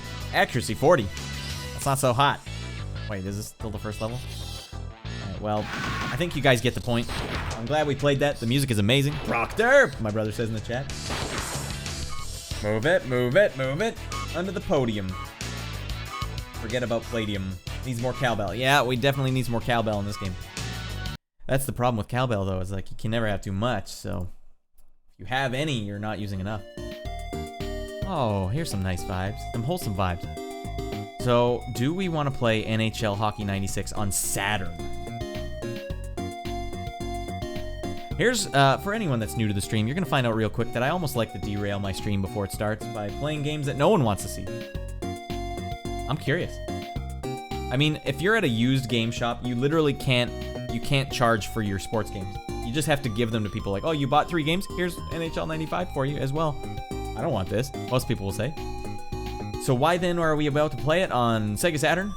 I'll give you one reason. I didn't have the Sega Saturn back in the day, and I always wanted it until I saw the PlayStation was crushing so hard. So I was like, oh, you know what? PlayStation's my jam. I'm going PlayStation. So I missed out. Now I don't know what the Saturn was all about, including their sports games. I don't even know if I have it, so we need to double check this real quick.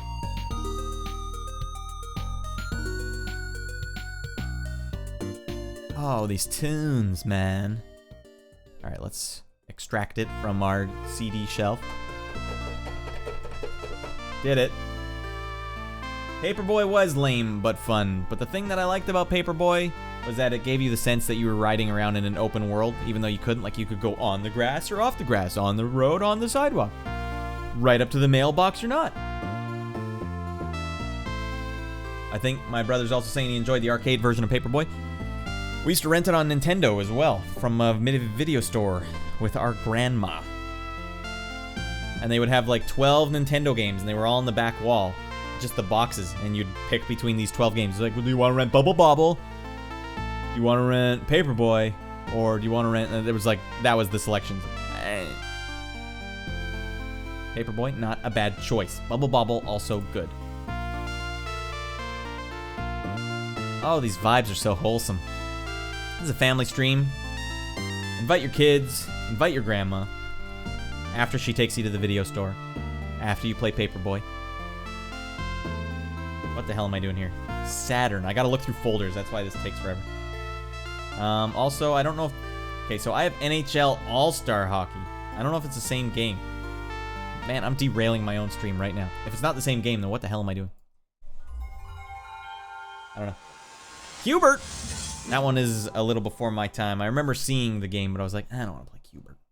Hubert's not cool, man. It's not badass. I need to play badass games. I only play badass games.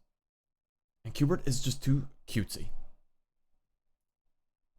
It was like an old lady that had the high score, the world high score in Hubert for a long time now. Oh my lord, it's so loud. Gray Matter. I don't know what else they did, but that looks familiar. Oh, wait.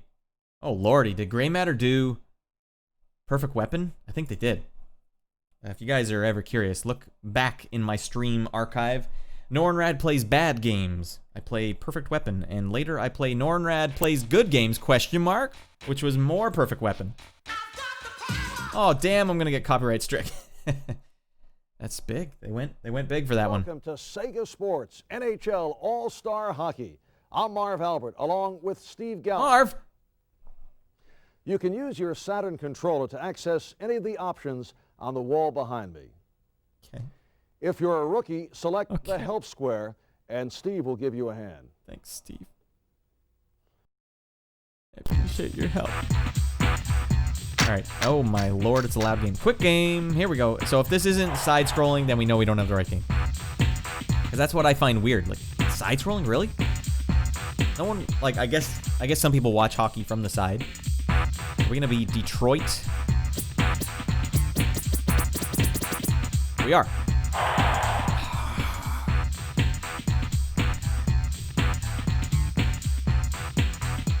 Games like this, I always get copyright strikes. Well, this music's copyrighted by, and then it's always some like European company. Loading. Lord. All right. They actually load faster when you're playing them in a modern setup. For real. Or for real. So it probably took even longer to load back in the day. And the Amen or 89 drum beat, is that what we call that one? Joe Louis Arena, where it's done. It is probably the game. Okay, we are happening. Look at that crowd. All right.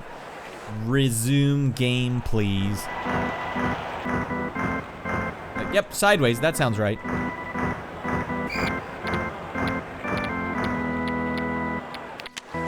Oh, here we go.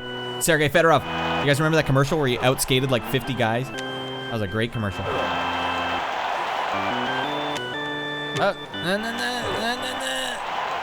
All right, which button is body check? Oh, lordy.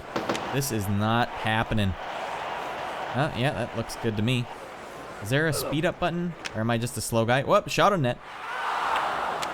That's one so far.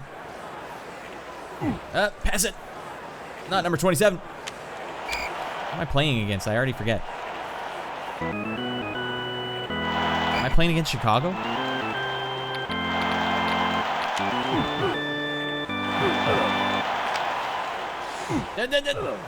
Get it. Get there. does not handle especially well. Sergey, for the love of God, number 77, turn around. Up, accurate. Just shoot it over there. See, the reason why I even wanted to check this out is because this is strange, right? Can you imagine a time when this was what people were paying money for and playing? Like, this was just what hockey looked like in 1995 on these consoles? It's come a long way, I must say. The Devils. We're the Devils. Funky drummer is everywhere. Yeah, we got nothing but the highest level of funk on this stream. I didn't get a chance to actually check for new tracks. This is the same playlist I used from last week. What a ripoff. Like, I don't know if I would enjoy playing this, oh lordy, more than I enjoyed playing like NHL 95 on Sega Genesis. Alright. Sarah, you're supposed to be a little faster than this, right? Oh. Alright, we'll maybe finish out a couple more plays here, and then we've done our due diligence. Oh lordy, yes! That is not an ideal shot. Well, I like how you just automatically body check people. It's fresh. Get it! Get there! Alright, one last big push. I'm scoring, goddammit. Did I just fall down? Alright, they're scoring apparently. Goal scored by number 6, Tommy Albaline. Of course, he should be very proud. 3. It's a great day for him and therefore, of course, the world. Alright, that was NHL 96. Oh, goddamn. That's intense music. Alright, so now we can, I feel better. Thank you everyone for indulging me. We can move on to the next phase of the stream.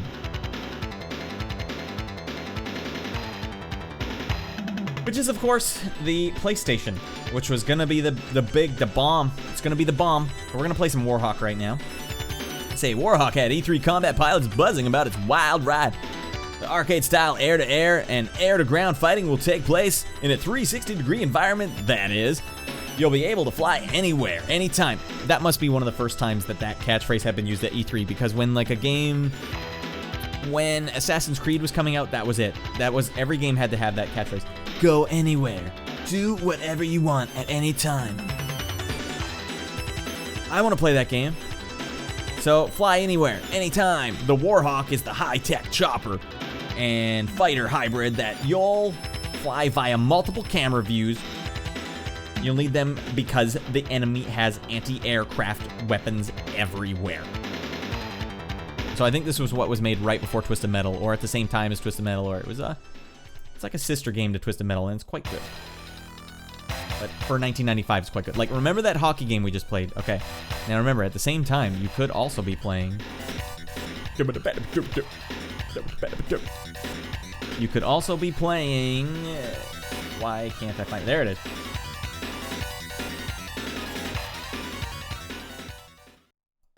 Oh, Lord, what a sound. Hi. Best startup screen in the world? Confirmed. It don't get no writer. Is that a Chris Tucker line? It don't get no writer. See, I just remember that from Twisted Metal. You plug in Twisted Metal and you see this.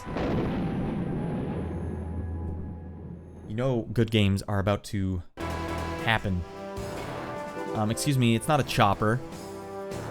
That's a Harrier-style jet. Albeit a beefy one. Fun little ambient tone there. A nice touch. I appreciate the touch. Man, there was a lot of full motion video back then. Now think about this. This is 1995. This is before like Star Wars started doing that. And it's not that bad. You gotta blur your eyes a bit, but that's sort of working. I'm not losing my pilots because you can't cut through some interference. I don't remember there being this much full motion video back then, though. Those are my people down there, so find a way. Commander, This guy's great. intelligence can't find anything on this Creel guy. Creel's army can appear on Commander, set up installation. intelligence can't find anything on this Creel No guy. one knows how or why. I don't like mysteries, Corporal. And he's a corporal. Killing people. Let's pick up the energy, Corporal. God damn it. This actually looks like Robot Jocks. My brother mentioned it earlier on the stream. 10% ready. That's what this reminds me of. Creel's army really has these Not the game. super weapons. This- I want as much data as I can get. They're going for the soundtrack, Be though. close enough to a suicide mission as it is. Oh, no. No one needs to have a suicide here.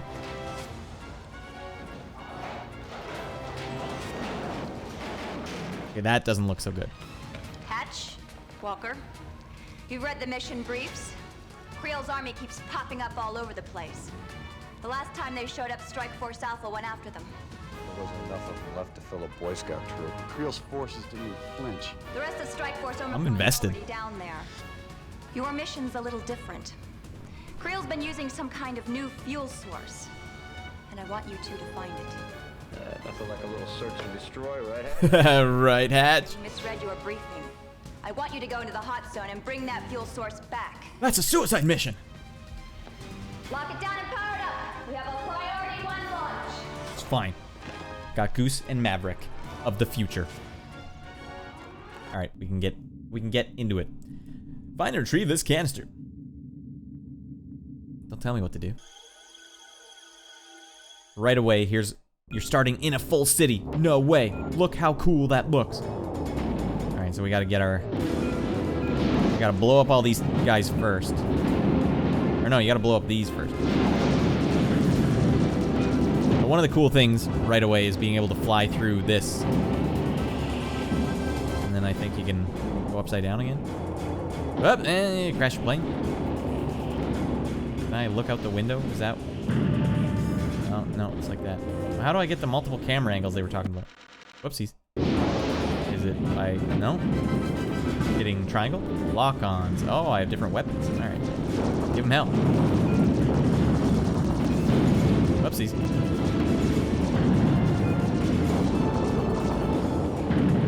It's not bad.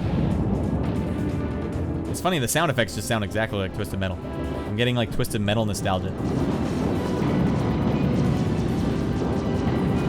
Oh, I'm legendary at this game, guys. Don't worry, you're watching the world's premiere player here. I like to cosplay as Hatch.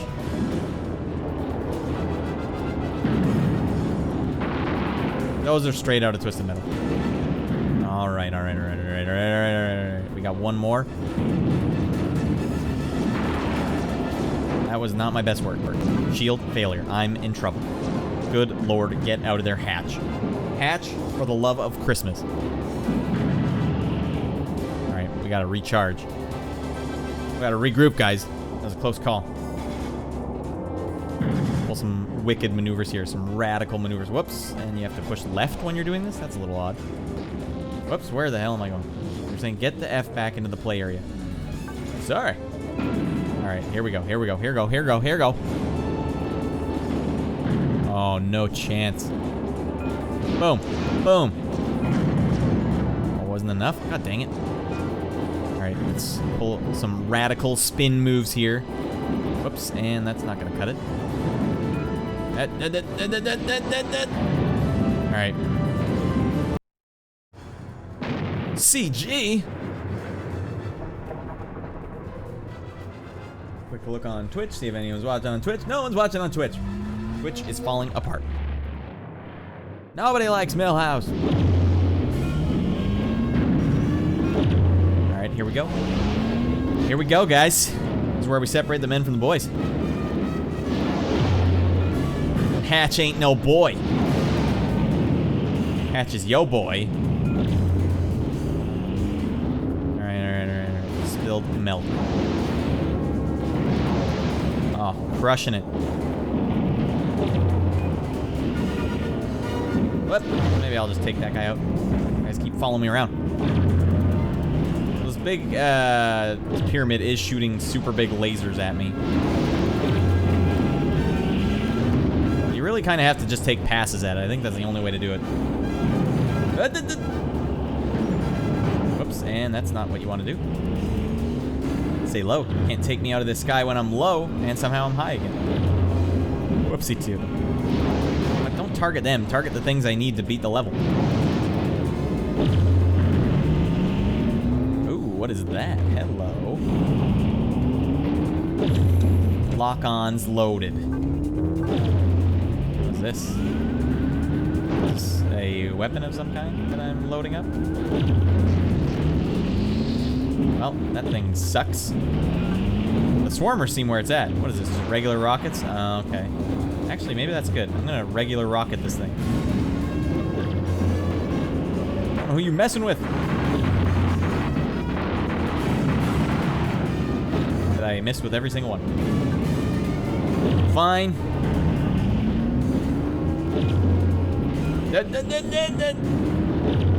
Alright, spill milk. We can do better. We're actually not doing that bad here. Shields are looking good. Take them out. Shut them down. Alright, now what? Did I get them all? Get out of here. Oh, there's still one left. Take them out. No, I'm out of swarmers. Alright, fine. You better have some power-ups. I didn't waste that shot on you. Yes, I did.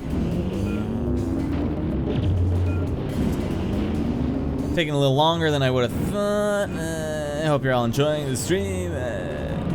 Got him. Alright, last bit. Gotta fly in. Gotta pull some radical maneuvers of our own here. Alright, we gotta make this look pretty. If Hatch doesn't make it look pretty, then there's no point.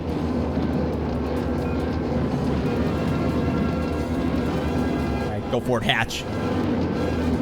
Nothing held back. Hell yes. Mission complete. I think it's just gonna end the level on me too. Yeah, okay. And that's the end of that. That's Warhawk, everybody. That's a bit of a delight. I enjoy this game quite a bit.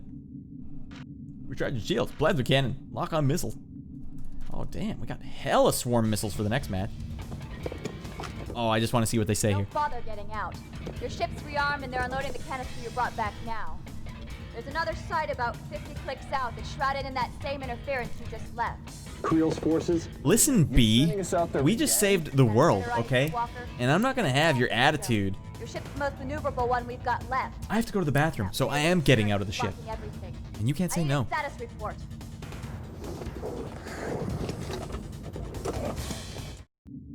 They just took it. They took it. That's fine, boys. Oh, go to the castle and fight people in the castle? I don't. That's Warhawk. That's actually a fun one. I remember renting that back in the day and beating it. Fun enough to beat. We're also going to play some ESPN Extreme Games. This is kind of a funny one. I played it on an earlier stream in my series, Radd Plays the Best of the Worst Kart Racers. And I was trying to determine if it qualifies as a kart racer, because it's hard to tell. What is a kart racer? I don't know. Like a racing game where you fight your opponents? Is that like a loose definition of it? Does it need to have a go-kart in it? Because I also played Michael Schumacher's go-karting game, simulating game back in the day, and it was not a kart racer. So we're going to play some ESPN Extreme, and then we're going to take a bathroom break. That's what I got to say. Mario Kart. Yeah, Mario Kart would basically be the first kart racer as far as I know. But it's hard to tell because there was a lot of spin-off games. That's Michael Johnson in the chat, by the way, saying Mario Kart. That was a Super Nintendo game.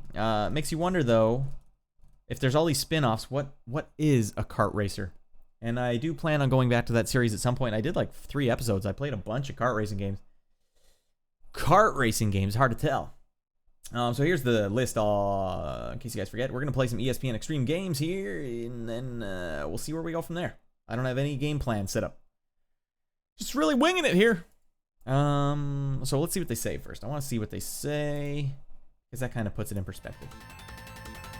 ESPN Extreme will present a unique racing challenge. Players will compete using inline skates, mountain bikes, skateboards, and street luge on 6 treacherous courses. 2 players can race head-to-head via a split-screen mode. In fact, a third-party company at the show had the PlayStation hooked to a skateboard controller so you could ride through the game. Yeah, it was way ahead of the time with Tony Hawk's Ride, which was the peripheral skateboarding game. Well, that's the thing. Michael in the chat saying, I think you have to have a cart and a turtle. Turtle, that's debatable. Doesn't hurt. But a cart, that's where I actually started playing games that were go-kart games. So a go-kart sim, a racing game that is using go-karts but is not a kart racer. So then I started thinking, what is a kart racer in the genre? I don't think you need a go-kart. You just need to attack your opponents, and it needs to have the certain feel. As for ESPN Extreme Games, I don't know if it qualifies as a kart racer. That's not for me to decide. But we're going to decide whether or not it is good or bad for 1995. August 1995. Of course, by the time it came out, it was called 1 Extreme. With an X. Extreme. It had a sequel called 2 Extreme. We're going to play it now. What is up with the screen size here? Let's fix that before the game turns on. Yeah. Alright, that's looking better. Alright, and then I have to put you in the middle. Fine. 989 Studio. Here we go. 989 Studio. That reminds me of NHL 95, or no, NHL 98. My brother will probably remember that. My friend Eric was the first guy I knew who had a PlayStation, and he had this game. I remember being pretty blown away. Right now I'm using one called Mednafen with a front end called Mednaf. That's allegedly, of course I'm playing these all legit because I own them all, and there's no need to get the legality involved. But yeah, Mednafen seems like a good one. You can play these on MAME, I believe, but I think you have to download the games as a CHD file, which is not what I'm using. I use, you rip them into bin and Q files, and that's the most common way you'll probably see these. So it's more, you can play them on more emulators than you can with CHD files. If you can even make CHD files, I'm not even sure. I think a CHD file is actually just like, they took a bin and Q file and kind of encapsulated it into one thing. Alright, so we want to select a player here. Who will be our player? I don't even need to see anyone else. Of course, in an extreme racing game, I want to be the nerd in the spandex with the bicycle helmet. And let's go to San Francisco. And race. And race. Alright, let's get some tunes here, guys. This is not extreme enough for me. It lacks zazz.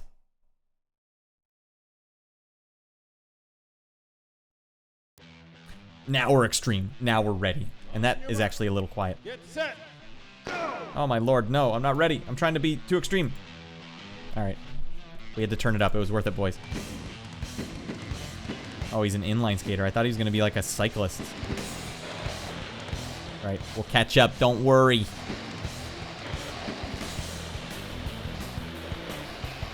Oh, now we're picking up speed. Hell yeah, sick jumps. Sick jumps. Oops, that's not my jump button. That's my jump button. Alright, alright. Sick jump. Oh, sick jump. Who put these barrels in the road?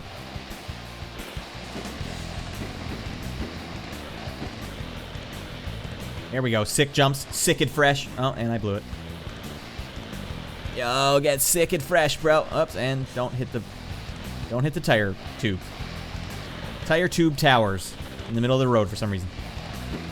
There we go. Sick and fresh, bro. I'm so sick and fresh. Oh, shoot. Oh, that hurt.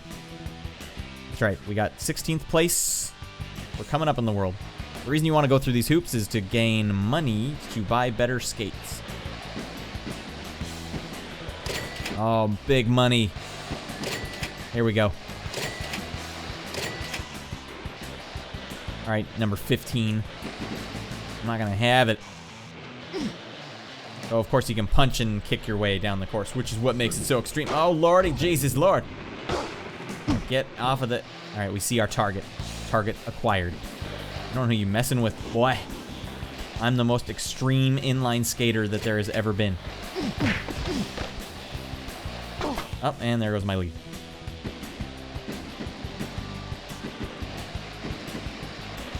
This game was pretty distinct back in the day, because it looked like you were like you could actually go on the sidewalk. That was, oh my god, a skateboarder's catching up to me. Jesus Christ! What the hell was that? So I got the thing, and then it screwed me. No. Okay. Me and this guy, that's it. It's just between him and I. I whipped him. Sick. Here we go. Big jump, big jump. I always wanted to be an aggressive inline skater back in this era. I even used to practice. Like I wasn't. Oh lordy, there goes my lead. Oh, 15. Nope. So tempting, but no. I was never a good enough skater. I couldn't do it. I tried to practice. I couldn't go backwards. Oopsies. Oh, dude, we see number 14. Oh, things are happening to me now. Up, and that is a busted face. We didn't need that face. The race is the only thing that matters. Think I'm in this for ladies? Hell no. I put my body on the line. Up. This guy wants a piece. I've bashed him to pieces like 8 times already. Oh, lordy Jesus, Lord. All right, we're sitting pretty. Not actually, but oh, and that'll do it to you. Can I even get through this? No, there's some sick air.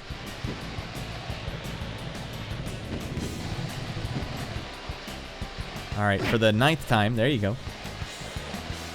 Oh, dude, we're coming up in the world. What the skateboarders?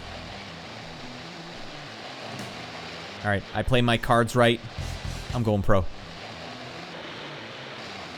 You guys ever remember just like randomly seeing X Games stuff on TV back in the 90s? And I was like, thank goodness there's something on.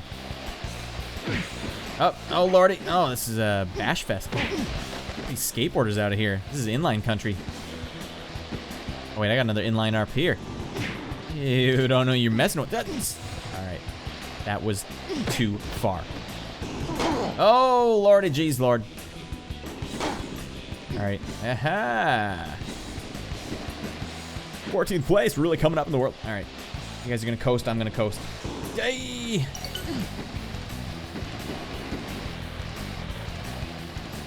All right, feeling the burn. Get why? Maybe inline was a bad choice. No, that guy's zipping past me. He's a skateboarder. Oh, that's gonna cost me big. That's gonna hurt me bad. Hurt my feelings. What a long ass race, Jesus. 4 minutes. Sorry, everyone. Oh lordy, no! All right, where's this goofball? It's number 15. He's the only one. I want it. I can taste it. Never wanted something so bad in my whole life. Speed. Agility.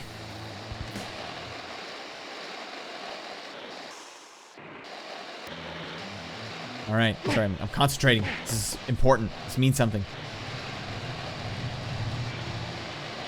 Who put all these barrels on the road? It's supremely dangerous.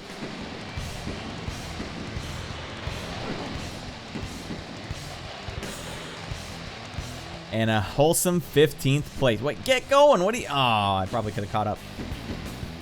All right, not my best work, okay? I let y'all down. I let the inline skate community down. I earned 65 extreme bucks. What's the conversion rate between those and Radd bucks? By the way, in the chat, if anyone can guess what I'm drinking today, you'll earn yourself 1 million Radd bucks.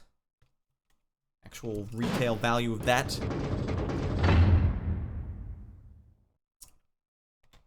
TBA. We got some chat going on here. We're gonna stop this game right now. We'll go back to the magazine, see what else is on there. We got turn up the chats first, or the turn of the music first, then we'll go to the chat. Oh my lord, yeah. Oh god damn, yes.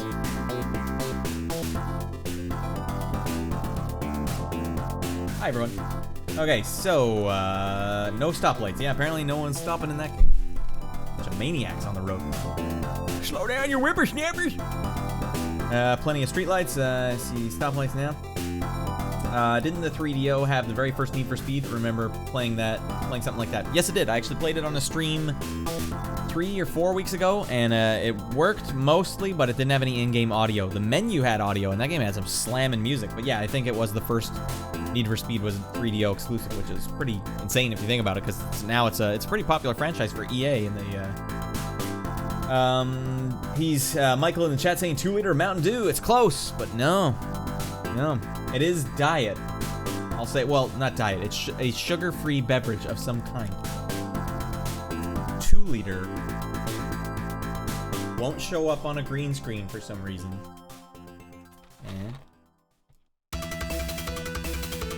Goes down smooth. It's getting pretty warm. What was once icy cold is now room temperature. Canada Dry. Canada Dry chroma key flavor. A good guess too, no cigar. Of course, the million rad bucks still up for grabs. Alright, so let's see what else they had here. We played Wipeout last week. It was kind of a disappointment, kind of a lame game. We played Darkstalkers Night Warriors a few weeks ago in the arcade. We played Mortal Kombat 3 in the arcade. We played Tekken before. So unfortunately, we don't have a lot of PlayStation games to play. So I was looking at the list. Like, is there anything on this list that's like, man, should we check that out?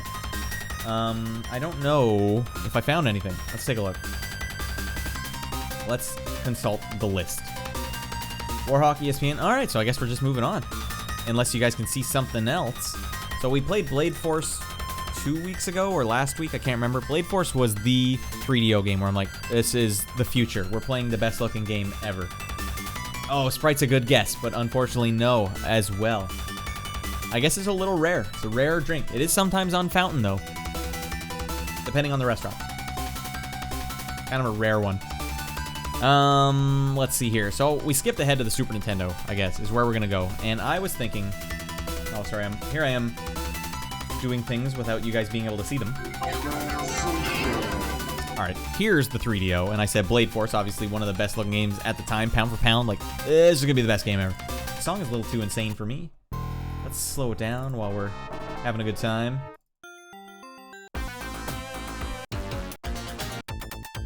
Let's get a nice ending theme, how about that? Gotta love that echo effect there. Alright, so Blade Force was great. PO'd we played a few, like 4 weeks ago. Never played Primal Rage. I'm not really interested in checking it out. Mellow Yellow, also you're getting closer. You're getting much closer. I'm gonna let you ponder while I go to the bathroom, because it is going right through me. Also another hint, possibly. Plus I get to make use of my fabulous be right back screen. Be right back, 30 seconds.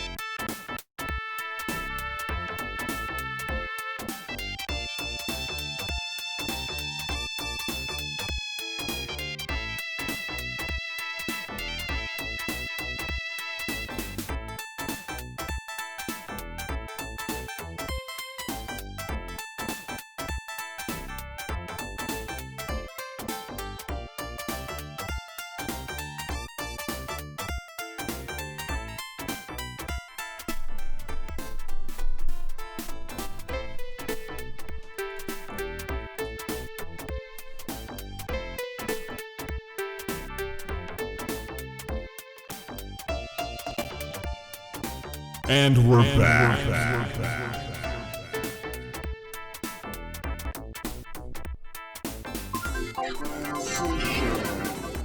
Sometimes you gotta do what you gotta do. Midstream. Not ideal. I gained a viewer though. That's thank you, viewer. Sorry, I was been drinking soda pop, and as you may or may not know, goes right through you. Here I am once again at my 16-bit dance club, where we're going to be listening to the theme from... The theme from... What are we listening to here? No. No. Do I not have it in this list? Alright, well, how about this? The theme from Evander Holyfield's Real Deal Boxing. My brother and I actually owned this game back in the day. Beat it all the time. It's actually a really good boxing game. Probably like the second best boxing game of the retro era. Mike Tyson's Punch-Out probably taking the cake. Actually, Super Punch-Out probably better than Mike Tyson's Punch-Out. This part is a little weird. Yeah, dude. My brother's still in chat. That's awesome. I remember we had a choice between this and Buster Douglas boxing, and I remember thinking like, we should get Buster Douglas boxing because it actually lets you see their legs. I thought that was what you need in a boxing game. Of course, Evander Holyfield Real Deal Boxing, you only see from the waist up. You fight yourself some Alan Beast, some Michael Lamb. Those are good names. Oh man, Alexei's still in the chat and he says this was his first Sega Genesis game too. That's awesome. It's actually a great game. And do you all remember the animated breast jigglage from the Ringside Girl? Because I sure do. Yeah, my brother's saying he liked the training in the game because you would level up your guy according to your training. So if you did the speed bag, your guy'd be faster, and if you did blah blah blah, your guy'd get stronger. And the longer you go in your career, the less and less gains you'd get from whatever you were training, until you were almost getting nothing, and you have to fight all these new young and up-and-coming fighters. That's a great game. We beat that game a lot. So not Sundrop. No, not Sundrop. Unless maybe they call it something different in the States, but in Canada, no, I think this is a US brand. One more hint.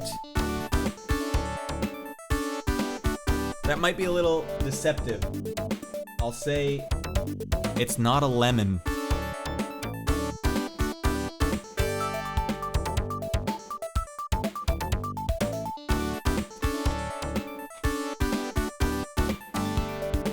Delicious. Even room temperature. I'll say no lemons. No lemons and no limes. It is citrus though. Also, I'll leave it there. I gotta leave it something to bite on. All right, so let's go into the magazine and see what they have to say about. I've played Killer Instinct so much on this stream in my life. Why stop now? We're gonna go check out the magazine. You know, a lot of fruits have citrus in it, Keith. He's in there guessing C+. I don't know any C+ that comes in a green bottle.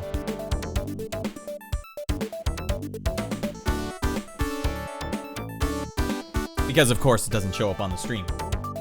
Green screen technology. Sorry, I can do that better. Green screen technology. Five Alive? I wish. It is carbonated.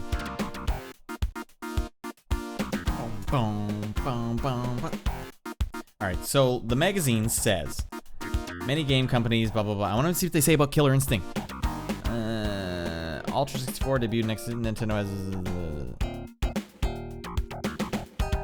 Nintendo has awesome 16-bit software development capabilities, particularly after purchasing major interest in Rare.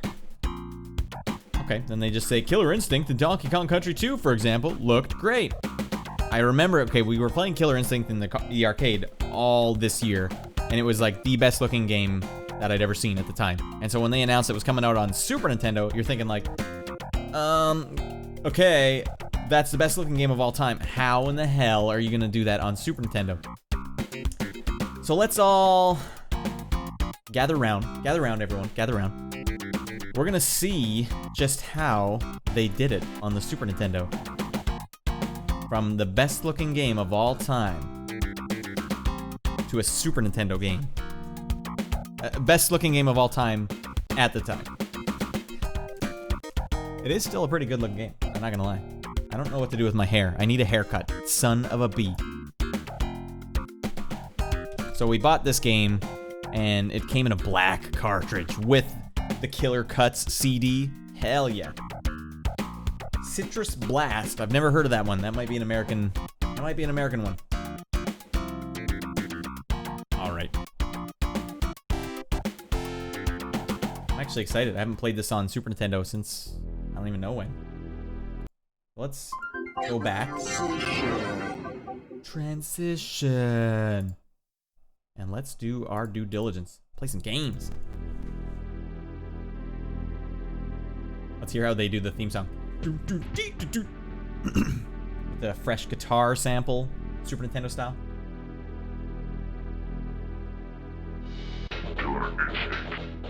Sounds good. Oh god, yeah. You know what? Nowhere near loud enough. So the Super Nintendo pauses when you go to a different screen. So here, right away, I remember my brother and I had kind of shifted looks at each other like, why isn't the title screen animated? Because you're like, okay, in the arcade it's all animated, there's smoke going everywhere, you're like, god damn, man, look at those knife letters. This is a good cover, though. Frick.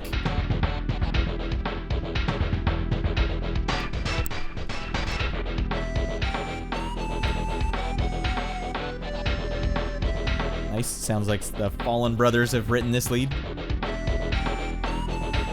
So it was kind of a bummer. Now that I've gone back and played a lot of retro games in my day now. All right, 6'5" robot. That's normal. Nothing weird about that. You can see in those clouds in the background, all they did was basically just digitize the actual image, the original one from the arcade. They didn't go in and like edit the pixels correctly. And that's kind of a bummer. Like a lot of these games during this era, they would just kind of digitize stuff. Because Mortal Kombat digitized real pictures of people into games, and that was just kind of the style. It was the style at the time. And it's kind of a bummer when you see it. The Super Nintendo was maybe okay because it had decent fidelity, but when you get down to Game Gear or a lot of Sega Genesis games, if they aren't doing like proper dithering or hand doing the pixels, because there's a technique to it to make it look good. Like SNK, Neo Geo games, they would hand do the pixels, and they all looked amazing as a result. And yeah, so the Super Nintendo already, when you see it now, you're like, is this cheap? Is this gonna be cheap? And classic 2 Unlimited Orc hit. Was that from the Fairchild? What is it called? I can't even remember what it is anymore. No, Amiga games. You know what? I could very easily play Amiga games, but they weren't in GamePro. I would easily play an Amiga game if they had it now. I did a series called Radd Plays PC Games, and I just kind of included Amiga with that.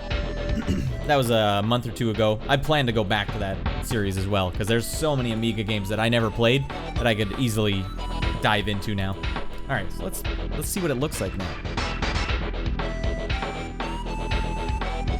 Oh, I forgot to change my controls. Already, you're like, all right, they just digitized it, but I mean, that's what Mortal Kombat did, so they digitized CG. So this is where it was like, oh no, they didn't even animate this shot here. Oh no, is it gonna be cheap? I don't know. It's like they tried. I'm not gonna say they didn't try. What do? You can't animate that. But when it comes down to the gameplay, it actually plays really well.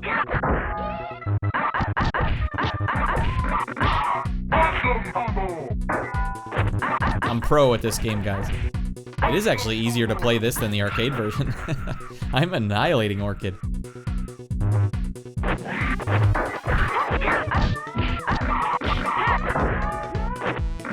Up.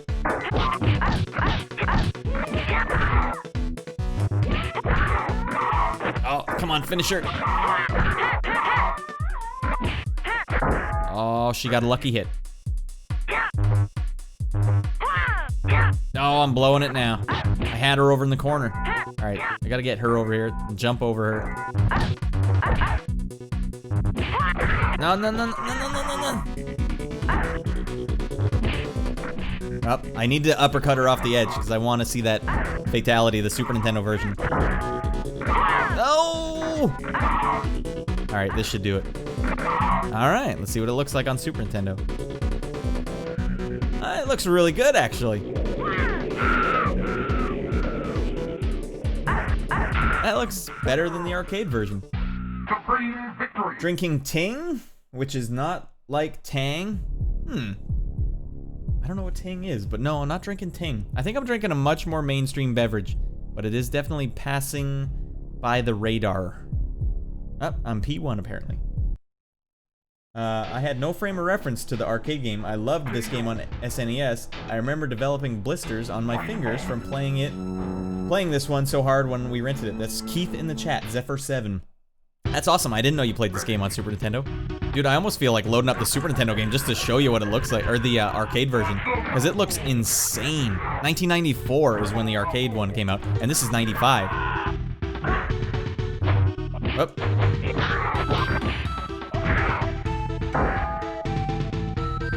Nope. Alright, not my best combo, but I'll take it.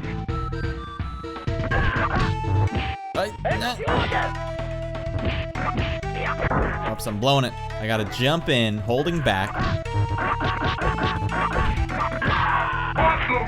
Hell yeah.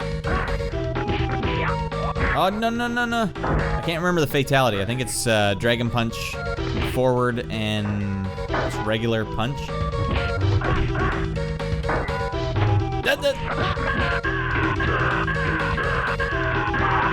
Dang it, I blew it. Ting is green citrus. Tang is an orange drink. Are they related though? Like you said that there is no relation, but is there actually a relation? It's funny. I always loved the game, loved the theme song in Ye Are Kung Fu on the C64. I never played the C64 version, but Ye Are... Jesus, what am I doing? You can just scramble on the controller and do some cool combos in this game. Jesus Christ. But I did play Ye Are Kung Fu on like a 42-in-1 NES cartridge. And that was the only time I ever played it, but I did like it. And I think it's actually credited as basically the first fighting game. Especially in this format, like two characters fighting on a solid plane. I'm trying to do the combo where you teleport and then hit him after. This is actually more fun to play than the arcade version. I'm surprised. Alright, Keith, stick around after this. That was the Super Nintendo version of Killer Instinct. I'm gonna quickly show Keith the arcade version because he says he has no frame of reference for it. Glacier. Wait, I can do better. Glaciers. Alright, that was Super Nintendo version of Killer Instinct. For 2 minutes here, I'm just gonna show Keith a quick shot of the arcade version, which is, in my humble opinion, the pound for pound best reveal of a graphics. Like, at the point you see it, it was the best leap forward in graphics I had ever seen at the time. 1994, we all have to remember that. That's key year to remember. You remember?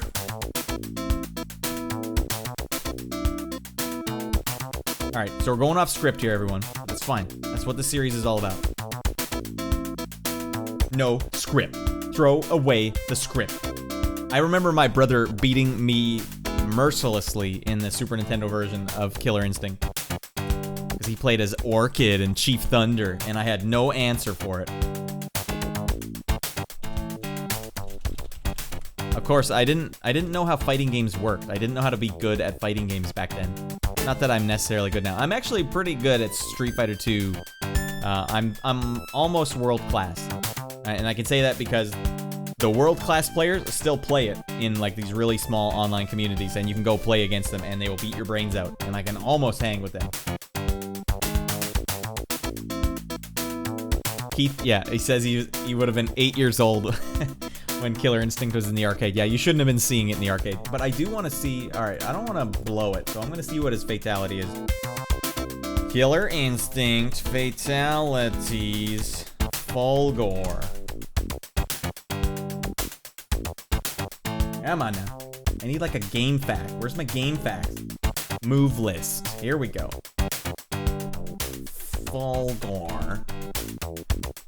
Do you know where to get the wizard key?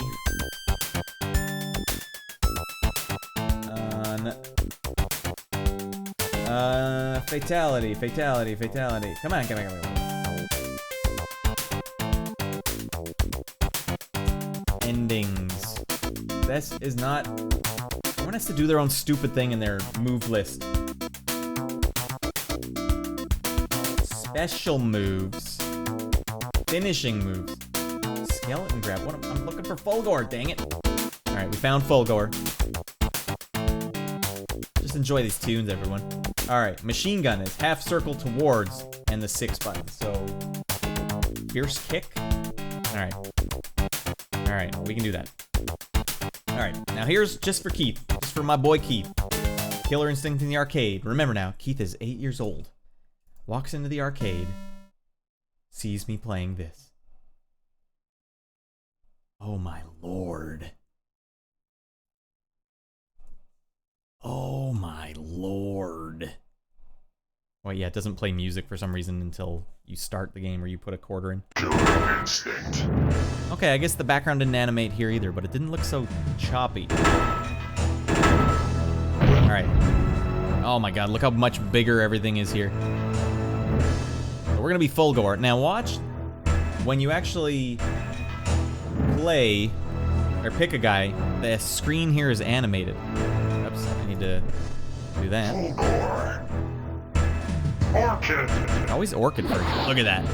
In the arcade, you're like, we've made it. This is like Reboot, but a million times cooler looking.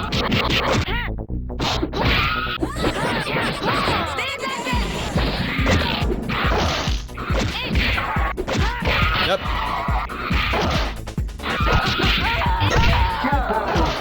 Hell yes! Kill her! So savage.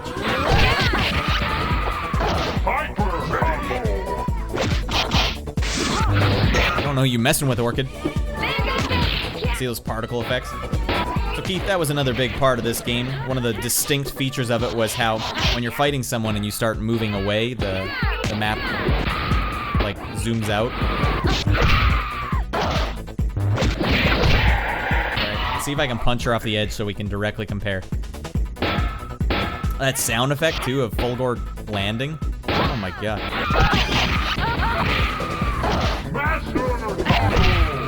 Alright, that should do it. Oh, we got her. Okay.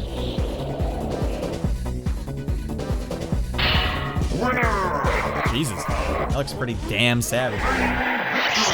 Yeah, Keith is saying for 1994 this looks pretty insane, and I cannot agree more. Obviously, I mentioned, so that might have been a little loud. We'll turn it down just a scoop.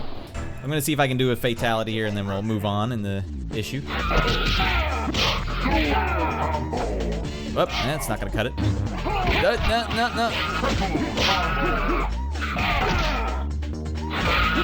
Oh, combo is crushing me. Oh man, I'm still in it. In it to win it. Hey, we came back. Oh, he backhanded me good. Whoops, I accidentally closed my thing. That's not gonna do it. I'll move my mouse off the screen in a minute. There we go. It's like half circle towards and fierce kick. Half circle towards and fierce kick. No, alright, we don't need to see it. It's loud, it would clip the speakers anyways. Anyways, that's Killer Instinct in arcade, directly compared to Super Nintendo. Now, because it's my stream, and I like to derail myself in every chance I get, some of you may have noticed, oh, what's this on the list later on in the stream? I was saying, oh, why don't we check out Killer Instinct on Game Boy? I don't think we have a choice now, you know? We've checked out the Super Nintendo version. We've checked out the flippin' Super Nintendo version. You know what we haven't checked out? The Game Boy version. And I can't live with myself if we don't check out the Game Boy version. So let's skip ahead. Let's go in the magazine and see what they have to say. Because I'm curious. And we're already getting pretty long here in the stream. These 3 hours go by quicker than you think. Alright, wait, it was only a bit further ahead. There we go. Here's what we're in for, everyone. Wait. Yeah. So, they just digitized the hell out of it for Game Boy. You'll see.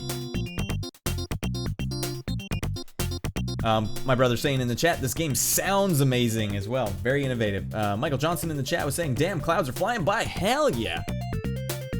A lot more animation involved. Yeah, I mean, that's usually the case with the arcade games, definitely, but he said, Keith's saying, I was blown away by Donkey Kong Country that year. I replayed that one recently, and the retro HD did not hold up as well. Yeah, it is hard. It is hard because they were making 3D graphics and then digitizing them the way Mortal Kombat was digitizing real people. It's like a very weird way to go.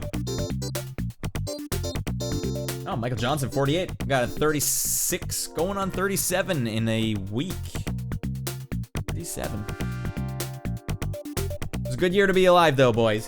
1990s. The 80s were great, too. Keith didn't get to see as much of those. Oh, I don't know if that's the weirdest look I've ever made. You should have seen the video I recorded. I did like a 10-minute long video of me spinning around in my chair making faces until I'm like, looks like the right one. Maybe that'll be one of the Patreon perks. Everyone, now that you mention it, I always forget to do this. I hate doing it. It's like, oh, hey, can you shill a little harder? Shill. Anyone who's curious, I do have a Bandcamp with a lot of soundtracks. You can go to mattcreameraudio.com. All the links are there. This is a great song for this commercial. Yeah, I make music for a living, and most of these soundtracks are name your price, so you can enter 0 and just get the MP3s. Some of these are on Spotify, so you can stream them as well. You can also purchase them off Bandcamp if you want, but you don't have to do that. I would never suggest people do that if they don't want. Furthermore, I do have a Patreon account, but I think Patreon's on the way out. I'm not sure how much longer they're going to be around, but I do have one perk where I went back through 20 years of music making and found a bunch of stuff that has never been released, including this Dungeon Pop album here, Dungeon Pop. It was an entire game I made a soundtrack for with over 60 minutes of music and like 2 hours of music they cut. It was one of the earliest soundtracks I ever worked on, so I was I was a punching bag a bit, but never got released. They didn't release the game, so like the whole soundtrack has just never been released, so whatever, it's going on here. But that's a Patreon thing. I don't know how Patreon works. I have no patrons, so don't feel obligated to be the first. But I have to mention it, or else it doesn't make sense when I say, I don't even remember how I got on this topic. I'm losing my mind, clearly. Clearly losing my mind. Oh, that's right. Weird faces. Hi, everyone. So we're in the dance club. We're listening to some tunes. I gotta load up Game Boy Killer Instinct. I wonder if it plays well. And there's no excuse. Like, a lot of Game Boy games, especially fighting games, just play awfully. Like, the controls all messed up. Try and do a Dragon Punch. Like, you can't. Why? Why do you guys have to make the game bad control? Did the Game Boy have, like, poor control? Or were you guys just programming it kind of poorly? Well, we'll see. Let's load it up. Let's do our job. I want to know. Indulge me. We'll figure it out together. Stream. No, we want gameplay. We want the gameplay. Let's close our list, and I haven't even added it yet. Wow. Wow. So we'll listen to the music from the title screen while I'm waiting.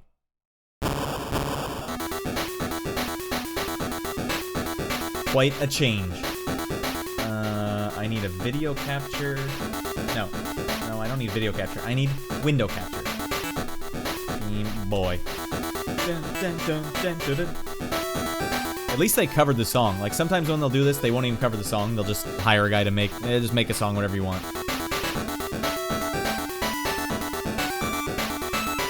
There we go. Boom.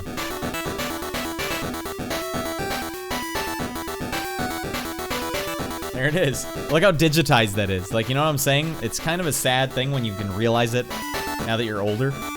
Like, they just digitized the old thing. Alright, that might be a little loud, right? Unless you guys are loving this. Alright, let's do it. They did have the whole crew, though. I gotta say, that's pretty impressive. This is a cover, too. So obviously the Game Boy only had 2 buttons, so they got to make a lot of concessions here. Like, I don't know how they're gonna do that. Michael Johnson in the chat saying that sounds Sid. You're right, that did sound pretty Sid to me. This too has a very Sid vibe to it. Damn, right out of the block with an 8-hit combo. I gotta say that this controls quite well. Oh, spoke too soon. This is a cover of Orchid's song too. That's very cool. So even the Game Boy version of Killer Instinct is doing a better life bar than Double Dragon 5 was for the Atari Jaguar, which we played a couple of weeks ago. When I mentioned, guys, you can't just have one color for your life bar. Like, look, they have a little texture there. They're trying. Oh my god, is she gonna beat me? Oh my god. No, no, no. Oh, Lordy, no. I want to punch her off the edge so I can compare the two. I push you. Alright, alright, alright, alright, alright. Alright, half quarter circle towards, or no, quarter circle towards. Dang. Alright, we'll not subject you to more of that. It was on the list, though, and that's a new piece of animation they had to do, or new art.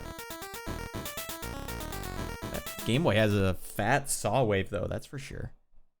Alright, well, we won't subject you guys to more of that. Thank you for indulging me. The internet had to know. The internet wanted to know. We did what we had to do. How about we play a good game, everyone? Oh, by the way, I'm noticing here Castlevania Dracula X. Known good game. And, I have to, you know, I gotta confess, guys. Last stream, I played a game called Hagane, or Hagane, I don't know how you pronounce it in Japanese. I left the screen off, you couldn't even see it, man! And it was great, and I'm debating, like, should I play it again on this stream, or just, like, no one will see. It was, like, 3 hours deep in the last one, no one's gonna play that. It's a hard pill to swallow, because that was a great game. You could hear it. Alright, let's hear John Madden 92.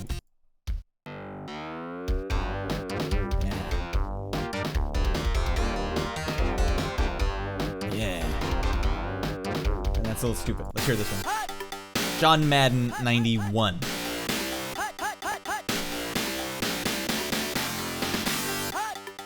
Well, the thing, Michael Johnson in chat saying the Game Boy sounds like Sid. This Game Boy couldn't actually do any samples. It was a sample-less thing. I think they could only use, or no, wait, maybe they could.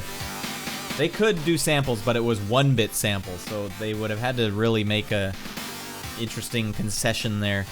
All right, so what are we doing here? What the hell are we doing? We're gonna play Dracula X, everyone, but let's go. They say something really interesting here in the magazine. Let's go back to the magazine.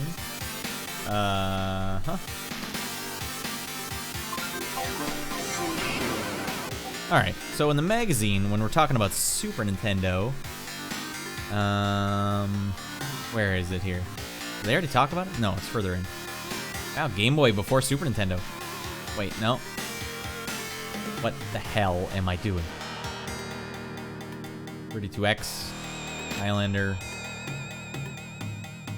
Neo Geo, Vector Man, Super Nintendo. Okay, yeah, here we are.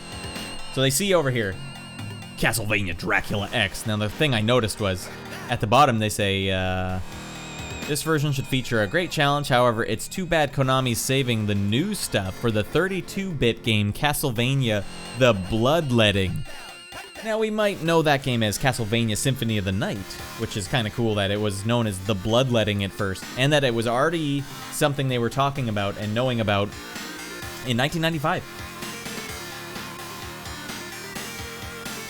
I'm drinking Bull's Head. No, not Bull's Head. I'll say this. I gotta do one more hint then. It's grapefruit flavored. I might have given it away.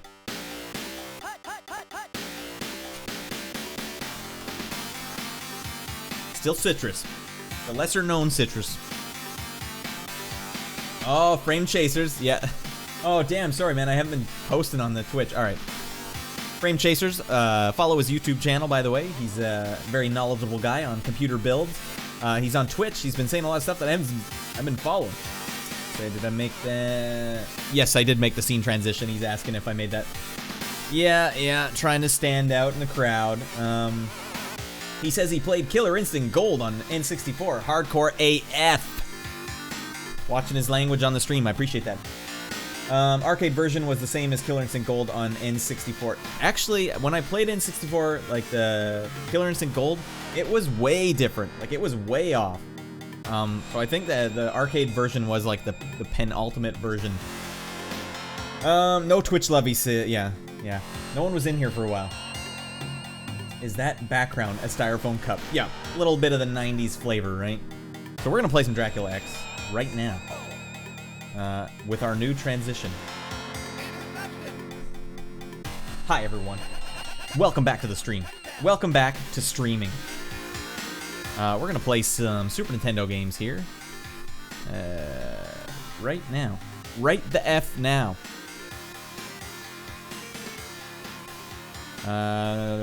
Super Nintendo.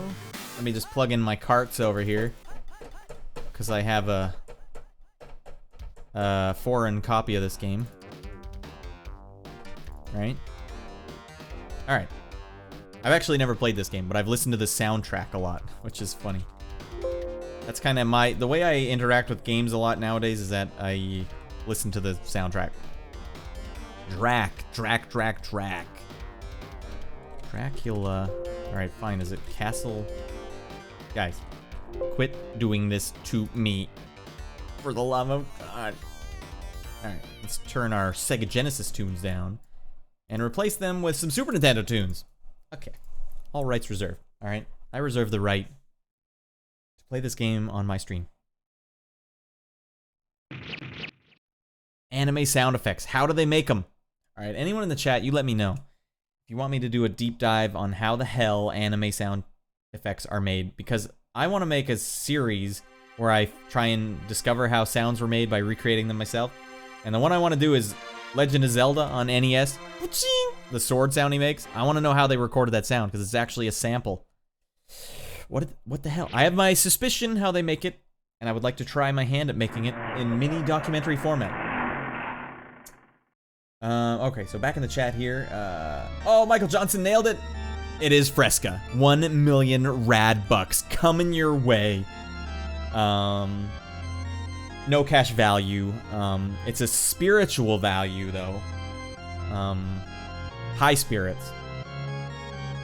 Killer Instinct Gold was Killer Instinct 2. I think you're right, Ivan. I think it was Killer Instinct 2 technically. And Squirt was, I remember Squirt was old as, need another monitor to get Twitch chat on your separate screen. You know what the problem is? I would have a third monitor, but because I'm a musician, I have these giant studio monitors, which is what you call speakers when you're in the audio industry. Studio monitors that are so big that I can barely fit anything on my desk, let alone 2 monitors. It's a real shame. Okay, so Michael Johnson says, how about a show dedicated to the soundtracks that others have done for games over the years and just analyze those? You know, I could definitely do that. I did start doing a series called Composer Commentary, where I commentated on my own soundtrack. Check that out in the stream. It was good to go through because it's like a 40 song soundtrack that I was like just so invested in for like 2 years. It was a good one to do a deep dive on. But yeah, I would love to do a deep dive on anyone's soundtracks. Listen to this guitar. Jesus. All right, are you guys prepared? Because that is happening. That soundtrack is happening. See the maneuverability of Richter here? You can do like a double jump and it's just a backflip, or you can do down and what is it? I thought he had like a dash move. All right, well never mind. You can also do this. Oh no, I guess that's later games. All right. Well. I personally don't like my Vampire Hunter games unless they have funky, fresh guitar riffs in them. I got 18 hearts.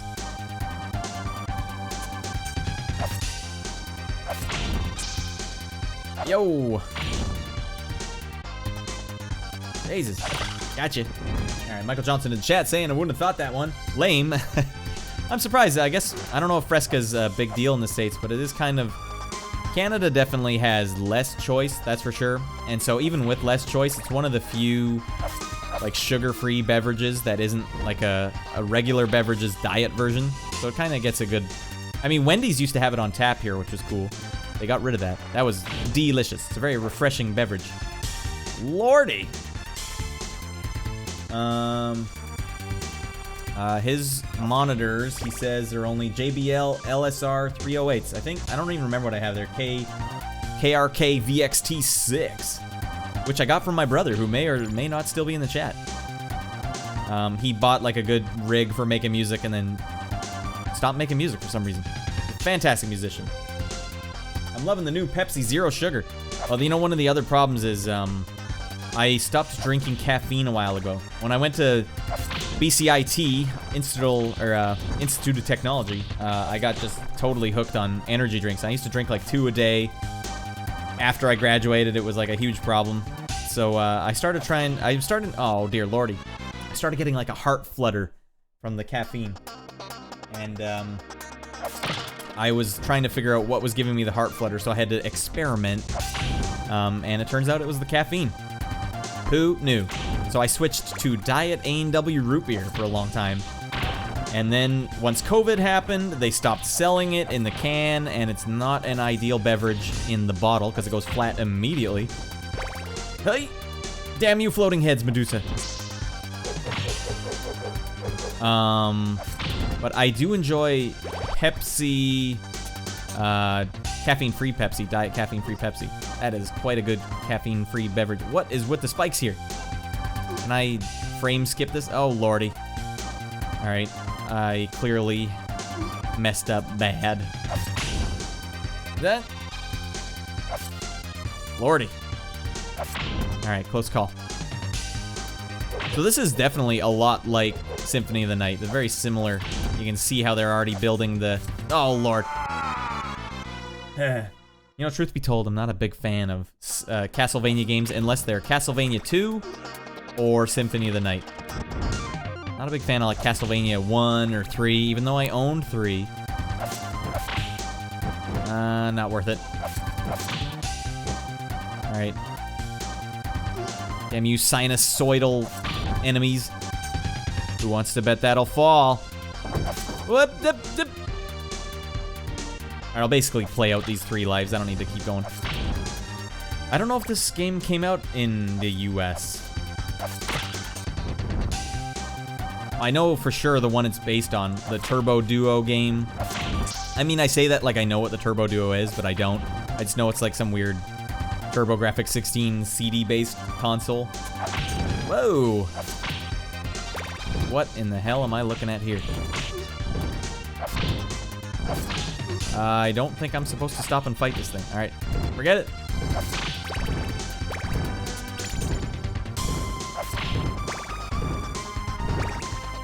Nice fire effects in the background. So some people might not know that the Super Nintendo was able to do transparent graphics, which is what you're seeing there, but the Sega Genesis couldn't.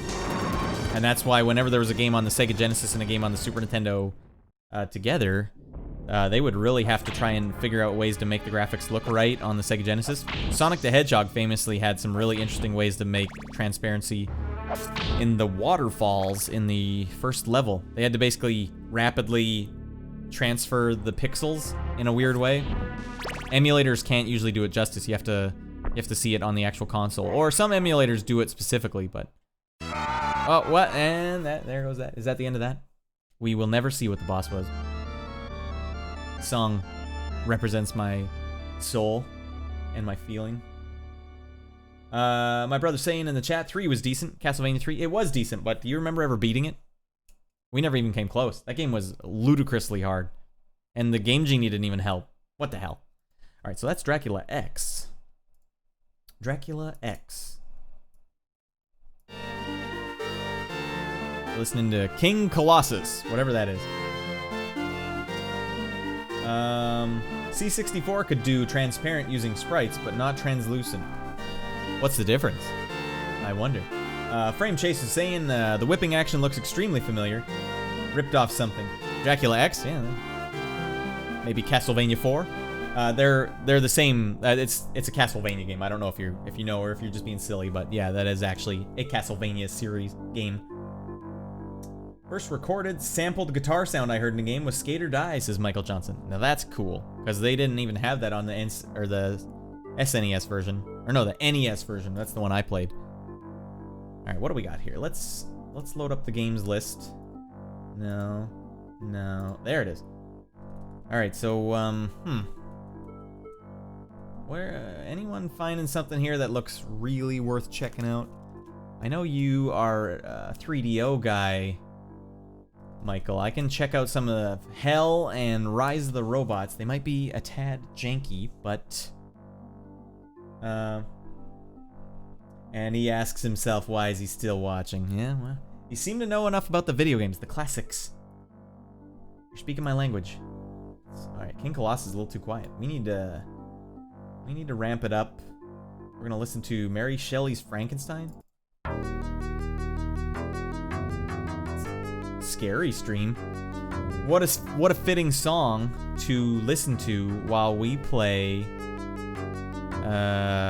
Where's the 3DO? A game on the 3DO called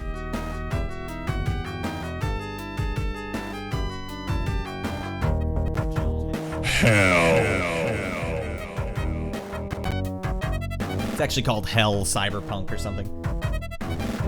This is a lot of full motion video. And we're gonna investigate. Although this always goes real wrong real quick.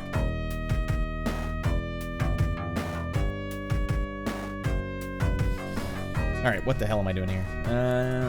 I need to find it in the magazine first. That's what I want to do. I don't want to go to it before you guys can actually see it. Let's get a little happier. A little happier. Where the hell is the 3DO? Are they way at the front? Are they front loading it? Okay, Hell by Game Tech. An interactive live-action cyberpunk thriller. Sounds pretty cool. I think they actually review it later on in the issue, though. One day I'll play Sega CD Eternal Champions. It's been on my list like 3 weeks. Oh, we definitely got to check this one out, too. Penn and Teller's Smoke and Mirrors. What a silly game. I wouldn't mind checking that out just because they are out of their mind if they think it's a 3.5 in graphics. That is probably the best graphics Sega Genesis game in the world. Oh, and here we are with Phantom 2040, which gets a 4. I don't think so. All right. Found this to be a little weird. 2.5 in control. I guess it was a little swimmy. Yep, Michael Johnson's in the chat saying the 3DO was ahead of the time, but failed. Yeah, it did fail. It held its own. It was definitely the first next-gen game, and it was revered as such. Game machine. But when the new console started coming out, it just got blown out of the water. Blown out. Oh, here we go. We're gonna play ourselves some Hell. Alright, always alarming. We have a little monitor that we watch my son on, and he had a bit of a fever earlier today. High temperature, but it went down by the end of the night. But he's rolled out of view of the camera. All I can see is the tippy top of his head, which for all I know, he's sitting up there going like this. Like, where is everybody?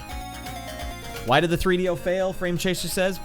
I don't think it did. I think it just didn't have as long a lifespan as they wanted. Because I think at a certain time, it was working. It came out a year before I think it came out before people were ready for it. And it was also $700 when it first came out, and they cut the price by $300 really quickly, which is insane. So it was just hard, marketing-wise, really hard to tell. Like, what should we do with this thing? Because most kids didn't have $300 or $700 to spend, and most adults probably weren't that into games at the time. So it was kind of a weird place, but it was a good transition, and that's why I won't give them too much guff. I think they were necessary, and they don't get enough credit for what they were doing. It says also, same for the Sega Saturn, like the Dreamcast came out a week later. Sega Saturn, I think it was successful. I don't think it was a bad run. It just was on the losing to PlayStation the whole generation. But it was cheaper. It was a cheaper console, so they had a little bit of an edge to get some of the cheaper market, and they had Sega, which was making first-party titles that were really well regarded. Like, Sony didn't really have their God of Wars yet, or their exclusives. In fact, they really didn't have a mascot either. Crash Bandicoot was eventually their mascot, but it wasn't intended to be. They just kind of turned him into their mascot.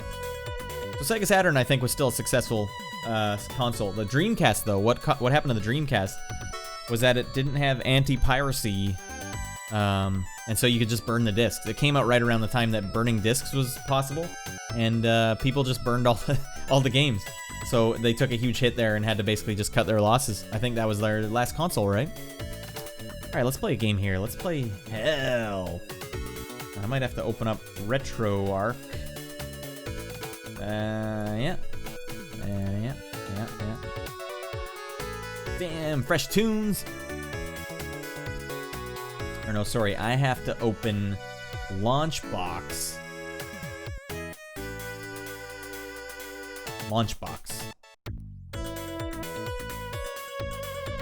So what does it say? In the year 2094, in the murky graphic adventure, the devil's minions walk the street, and the law depends on whom you were. Oh, my screen is now closed. All right, we'll read that in a second. No, I do not want to update Launchbox. I want to play the games. It's the soundtrack for Dragon Slayer 2 on Sega Genesis.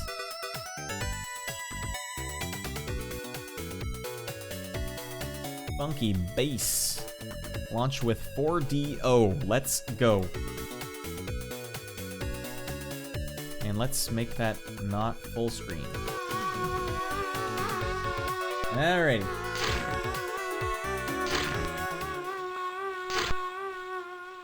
RetroArch.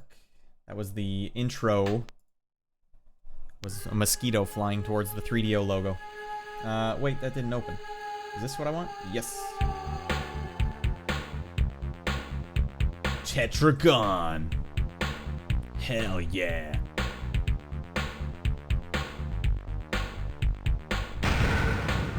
Yeah, Sony pretty much dominated right from the get-go. I think you're right on that, Michael Johnson. Yeah, it was not a high fever, it was a low fever, and he was in great spirits. He wasn't upset or anything.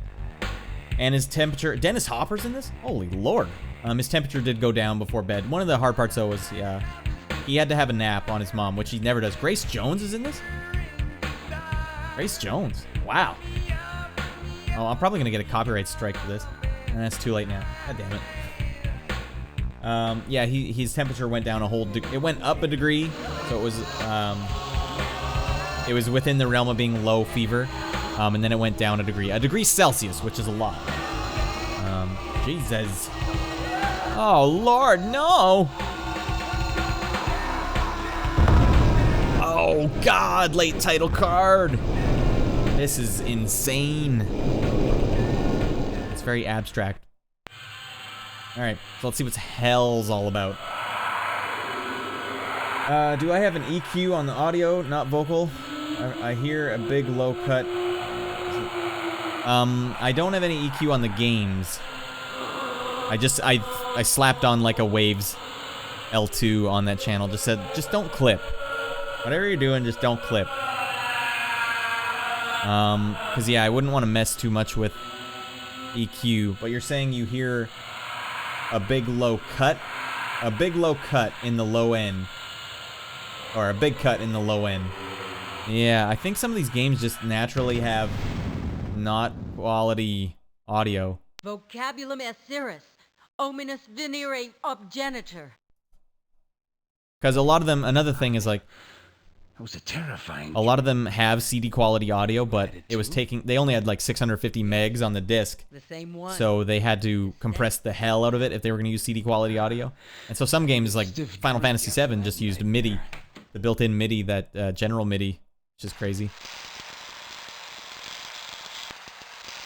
What the hell is going on here? Damn. Scrub. Jesus. Oh, damn. Ninja chop. Holy lord, right through the face. I gotta give them credit. See, they animated this whole thing. Lady buns. There'll be more of them. Let's get out of here. I wonder what this game even is. Cerberus GM. Is Cerberus the name of like some aspect of General MIDI? Can I turn the music on? Is that allowed? Turn sound on? Did I turn it off? Why would they have the music off? Turn music off. Oh, so I don't know what they're doing. I don't know what this means. I think this is a toggle, and it's, do you want to turn it off? Yes. Or do you want to turn it on? Yes. That's very weird. That was the thing. Ivan, if you're wondering why the 3DO did not do so well, it's because they were trying to figure stuff out that had no bearing. I can see him now, my son. He's sleeping peacefully. Good boy. Let's randomize it. Let's be the lady. You're going to hell.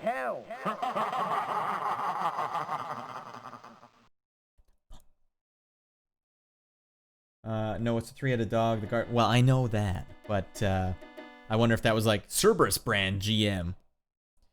Also, it's a point and click kind of game. Very minimal music. All right, let's go talk to this a-hole. At least you're out of your underwear. You're lucky the hand didn't pick you up on indecency charges. They're going for it. Like an episode of Reboot live. We'll be fine as long as we don't cross the people at the laundromat who own these clothes. We'll be fine. My name's Matthew McConaughey. So what's the flow chart? Let's start with what we know. Let's start with what we know. Yes, in the middle of the night, only we got lucky and Only we got lucky. The question, of course, is what have we done to earn midnight execution? Damn it, we're ARC employees. We enforce the laws. We believe in what the hand's doing, even though they step over the line sometimes. The hand. Going for it. Maybe they nailed you for being soft on rogue techs like me. I'll show you soft. Alright. Whoop. And whoop. I was driving Lincolns before it was cool. This is a dark game. Where the hell am I going? Alright. Can I touch this? Examine. The electronic key to Dante's apartment. Go grab it. What are we doing here? Up. Do I have to put it on my person? What in the hell? It's hard to play adventure games because they are constantly changing the what they're doing. Key to Dante's apartment. Do I have it now? Like, I don't know. I keep putting it down. Why would I? What am I doing? The electronic key to Dante's apartment. All right, I probably can't even get out of this room. The pad of a cybertech artist.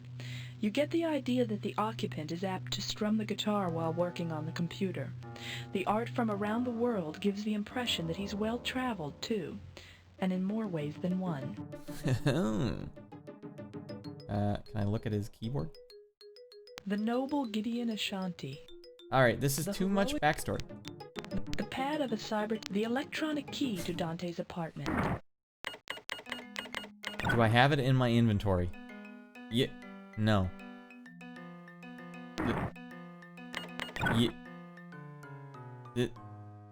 At last, the pad of a cybertech artist.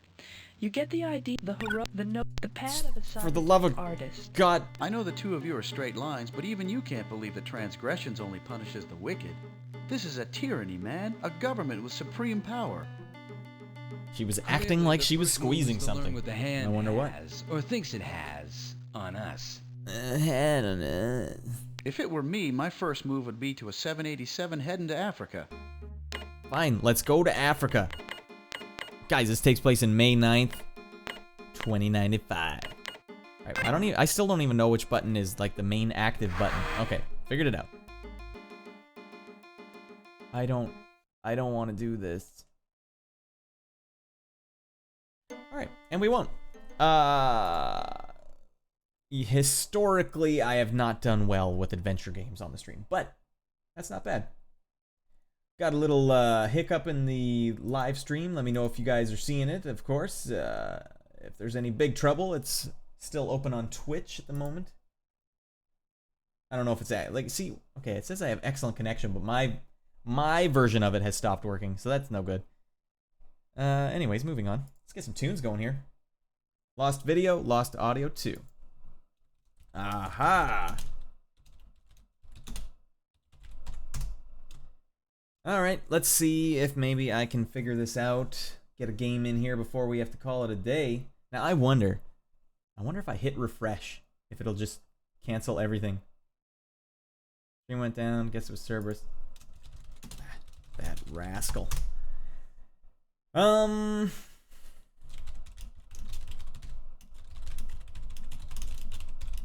Try to fix the stream. Sorry, everyone on Twitch. Try to fix the stream. Of course, the Twitch link is... Boom, boom, boom. Boom, boom, boom.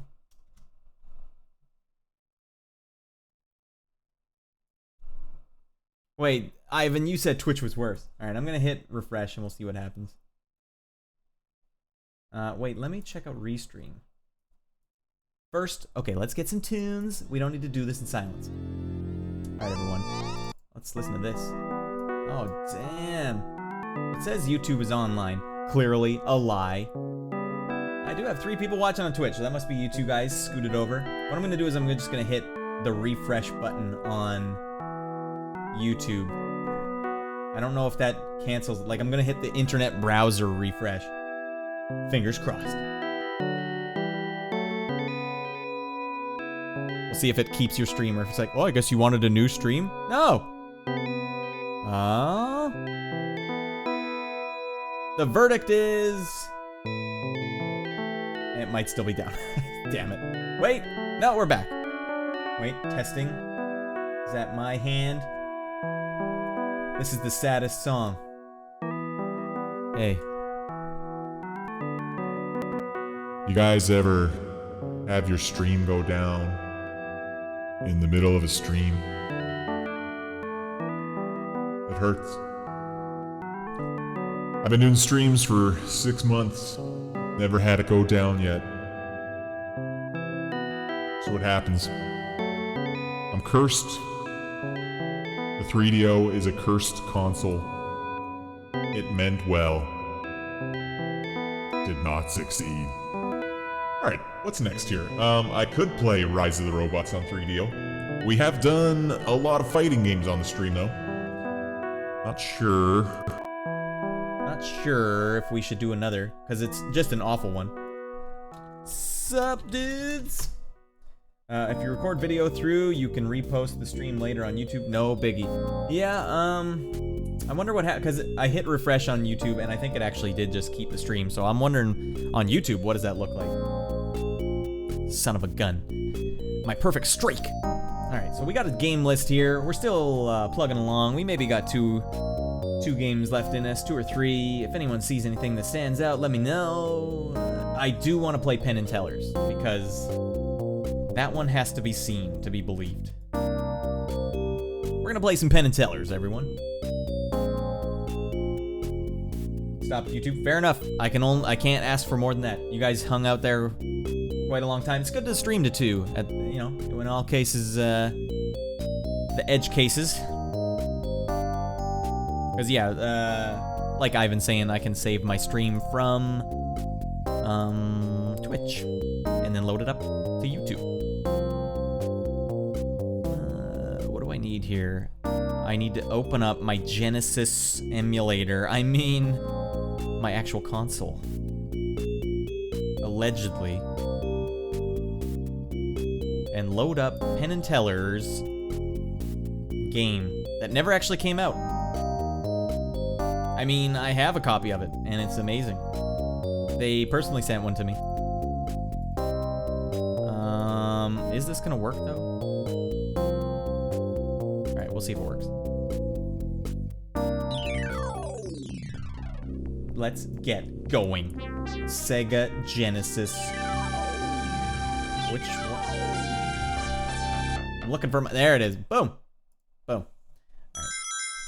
We don't need the games list. 40-0, you're done. Here we go. Come on, fingers crossed. Sometimes it just gets this far and then says, I'm not gonna go any further. And the verdict is yes! We have liftoff.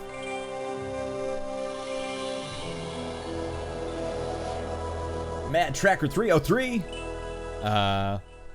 Michael Johnson, I think, from YouTube, saying he's on the edge. You can do magic. You can do anything you desire. That's the spirit.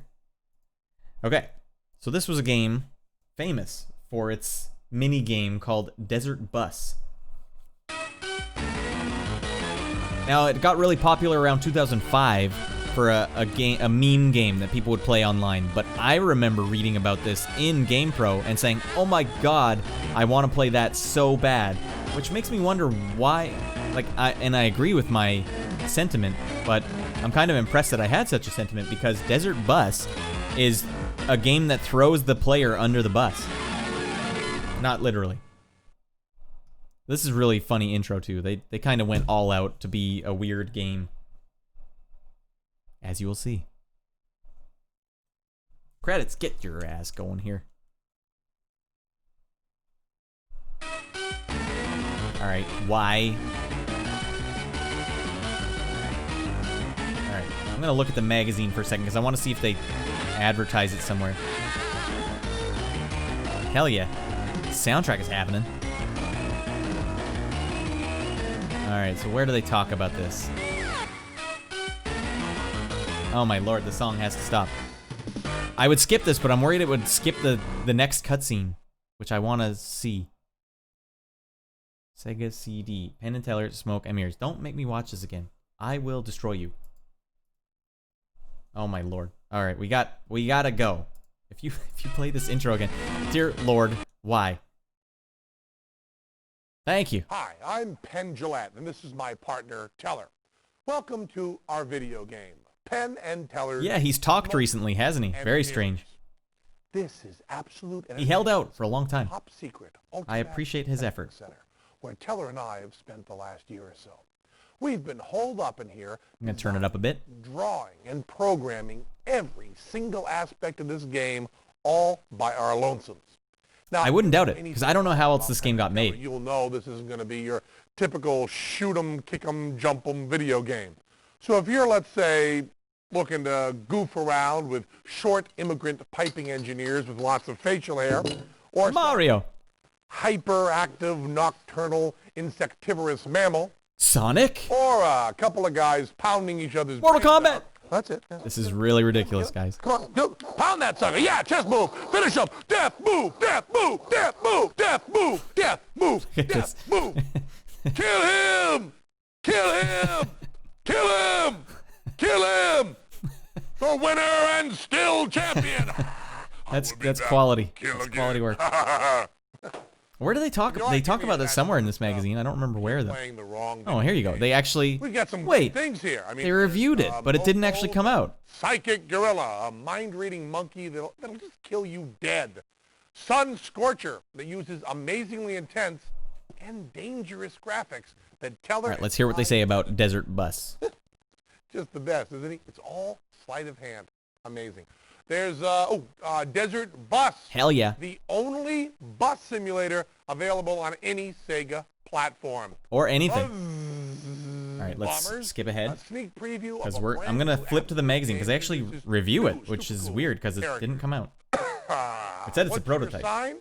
Teller and I will figure out which sign of the zodiac. All right. And we're gonna pick our game, and I'm gonna show you guys the magazine real quick because that is where you will get the most out of this. Transition. Okay. Now, in the magazine, let's, we need some music. Alright, so down here, where they say, pro tip, Desert Bus, pick a card, any card, or where are they talking about Desert Bus here? This game isn't for everybody. You'd better like Penn and Teller, Wise Guy humor, because it's all over these discs. It's 2-disc game. Okay, blah, blah, blah, blah, blah, blah, blah, blah. Smoke and Mirrors, actually 6 disparate entertainment with Penn and Teller unique spin. A tedious driving sim that rewards 8 hours of 45 mile per hour straight ahead driving with 1 point. Okay, so what they mean by that, I think they review it again later, but this game, Desert Bus, is a simulation of you driving on a tour bus, and you drive down a straight road for 8 hours in the game. And at the end, you get 1 point. 1 point. And you're thinking, well, why not just put the controller down and walk away? The bus veers to the right, and if it veers too far to the right, the bus will veer off the road and stop permanently, so it's over. You have to literally play it for 8 hours.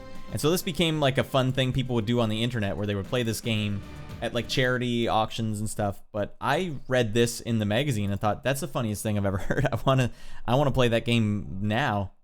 Of course, I didn't have a Sega CD, so I couldn't do it. And now we're gonna right the wrongs, the injustices of the past, by playing it now. Transition. All right, let's do it. Desert Bus. We're not gonna play all 8 hours. We're only gonna play half. You've feel free to go back to simulators before. We all have. All right, back on YouTube. Planes, race cars, Alexei, death move. Death move. Death move. Michael Johnson back in chat. Do you want YouTube or Twitch? Only 2 people on Twitch. The blood. Oh my. I'm going between. I'm gonna go back to YouTube. Alexei seems to be here. Sure. Thanks for sticking through it. Sure. I guess there's a chance you'll be on a major commercial airliner and have to take over for an unconscious pilot, or maybe after all those years of expensive schooling your parents worked so hard to put you through, you'll decide to chuck it all to enter the Indianapolis 500. Accurate. It could happen. But for most of us, the chances are slim to... So, you'll be doing the Desert Bus. Teller and I want to prepare you for the real world. We want to show you what life is really like. Desert Bus is the first in our line of what we like to call Vera simulators, games stupefyingly like reality. 360 miles from Tucson, AZ to Las Vegas, I'm ready. NV. I'm ready. 5 miles per hour maximum. Maximum. Teller! 8 hours if you do it right. Don't let go of the controller and watch that little pull to the right. It's not glamorous. It's not pretty. It's not exciting. It's real. Oh, and check your manual for details on our Desert Bus Contest. Wow. Just watching Teller race through that dry, sandy, endless desert. They had to have had some sort of impact on the development of this game, because this kind of thing just doesn't get made otherwise. Hey, oh, don't go to the controller. Now let. You don't wait. You don't want 4 hours of hard driving to go right down the drain, do you? No. Oh my Besides, I wouldn't drink too much water if I were you. They reviewed it, 100 but miles to the next rest area. The file itself says it's a prototype, so I don't know. Bus. But yeah, they did sell this. Desert Bus. Alright, let's play some Desert Bus. I hope you're all ready for their new line of Vera simulators. Stupefyingly like reality. I'm ready. Oh yeah! Reality! Holy Lord! Oh my god! Could be the best part of the game, so we're gonna soak it up. Alright, where? Okay, there we go. Alright, are you guys successfully pumped up for this? What button does what? No. Hell yeah! Oh yeah!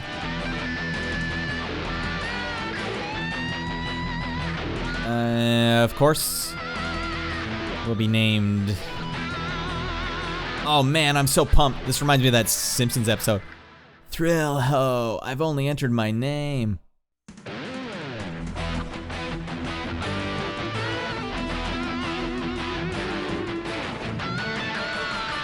Dump. Alright, I didn't mean to leave an A there, so now we have an A.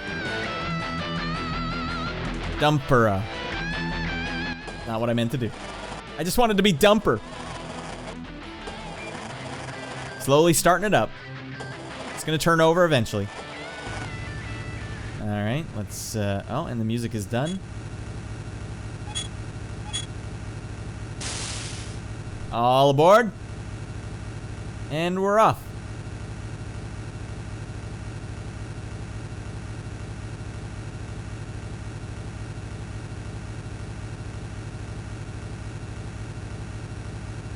Oh dear Lord.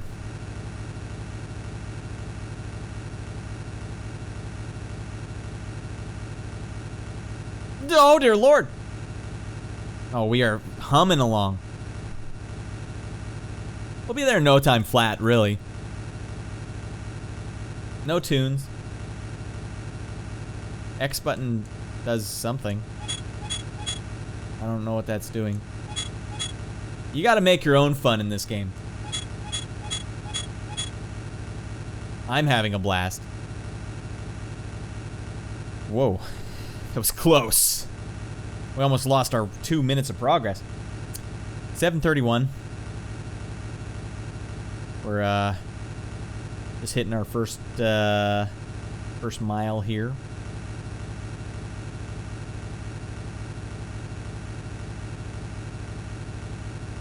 Kako. It was almost Kako. We decided to go with Dumpera. Formerly Dumper. How do you slide on the road from side to side like that? That's a great question.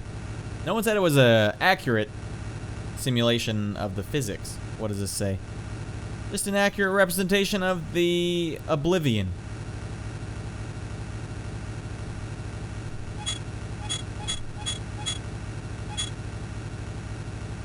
I wonder if the other button does something. No.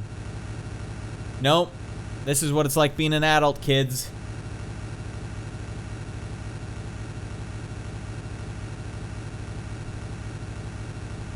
Oh, dear Lord. Cruising. Wrong side of the road. I'm on empty as well. That seems weird. Cruising.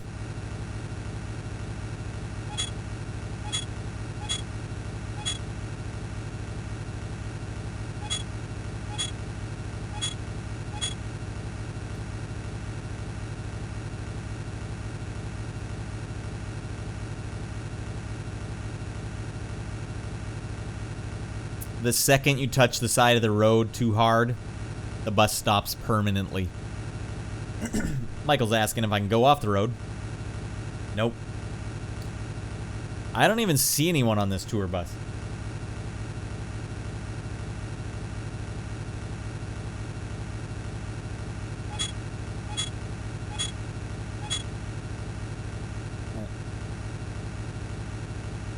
Well, you see Michael in the chat saying, yeah, that game sucks. You know, it's really relative, you know. Depending on what you're looking for, what your brand of excitement is.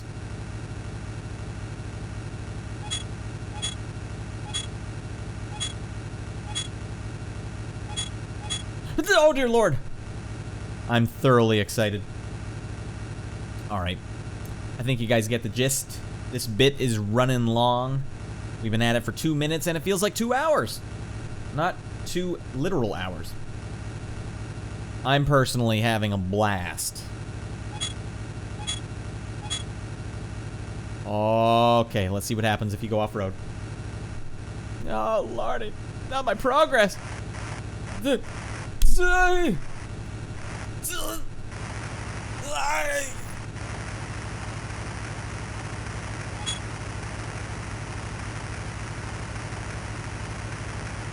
And we're stuck. I can't even hit the button anymore.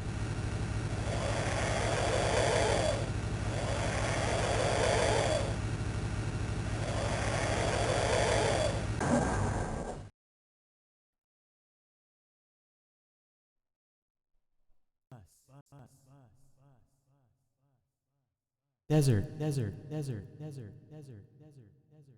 Bus, bus, bus, bus, bus, bus,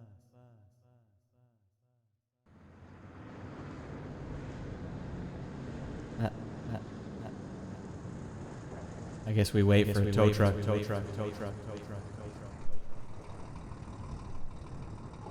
I hope Penn and Teller aren't mad at me. I think I'm supposed to pick them up.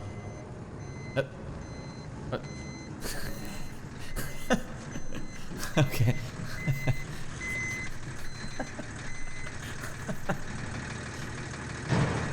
I didn't actually know about this. This is good.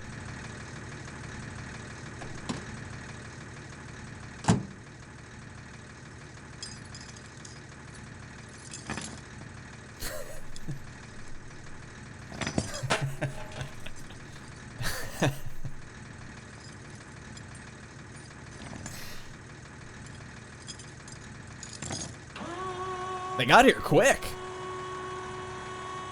All right, I'm primed and ready. I'm rejuvenated, man. Oh, wait. They're not fixing us, are they? They're just getting us back in the driver's seat.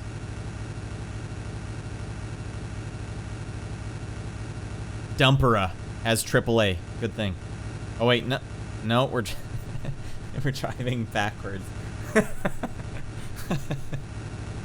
Okay. I didn't know we were broken. Desert.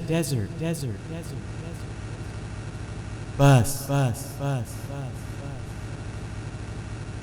think we're going faster. Backward.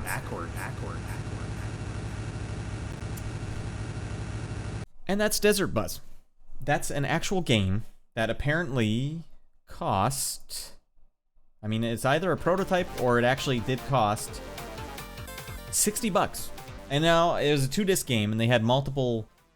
I think that was like the big avant-garde one. There was other actual games in it, but Desert Bus was the one that caught my attention. And I hear that if you play it long enough, a bug hits the windshield, and that's not a joke. That's one of the highlights of the game. That's pretty good. That tow truck, that tickled me just right. Alright, let's say we do one more game. Call it a day. Going for the record long stream here. We got the games list here. Of course I can actually show you guys. It's exactly what it says here. As hard as it is to categorize, and as hard as it is to master, Smoke and Mirrors is easy to laugh with. True, I did laugh. The trick is being able to stay with the complicated gameplay long enough to see everything up Penn and Teller's sleeves. That's a very rare and weird game. Hell yeah, this is Snatcher for Sega CD. Michael's saying, nice baseline there. I agree. Let's see what else we got here. Let's just skip through, see what we want to play. Never a big fan of the Turrican games. There's my gamer card revoked. Ooh. Rise of the Robots for... we might have to play it. Whenever a game gets a 1 in Control, aren't you the least bit curious? What the hell happened?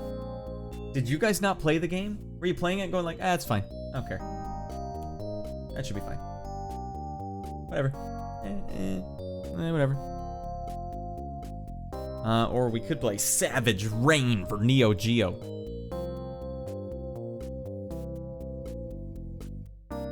God damn.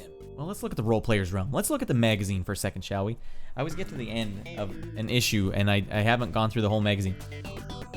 Chrono Trigger, one of the most... I can't think of a game I enjoyed more at the time as much. Like, obviously, when I got older, I liked games like Mass Effect a lot. But Chrono Trigger at the time, like, I didn't have anything else to do but play these games. I didn't have a job or do anything. All I did was go to school and play video games. And Chrono Trigger was, like, at the right place, the right time to be like, it has, like, 12 endings. That's crazy. Michael saying it's getting late for him. Hey, man, thanks for stopping by the chat. Every Sunday, 9:30 PST, same time. I'll be here. And I might start adding some new streams. There's a game coming out called Mortal Shell, which I would like to play a new game. How about that? A new game. So I might add some stream during the week. But YouTube, check my YouTube channel out, because there's sometimes some highlights and fun stuff. Thanks for stopping by. I appreciate it. You've been great in the chat. It's always better when people are in the chat. So thanks for stopping by. Michael Johnson, everyone. Let's give him a round of applause. That's a good chatter right there.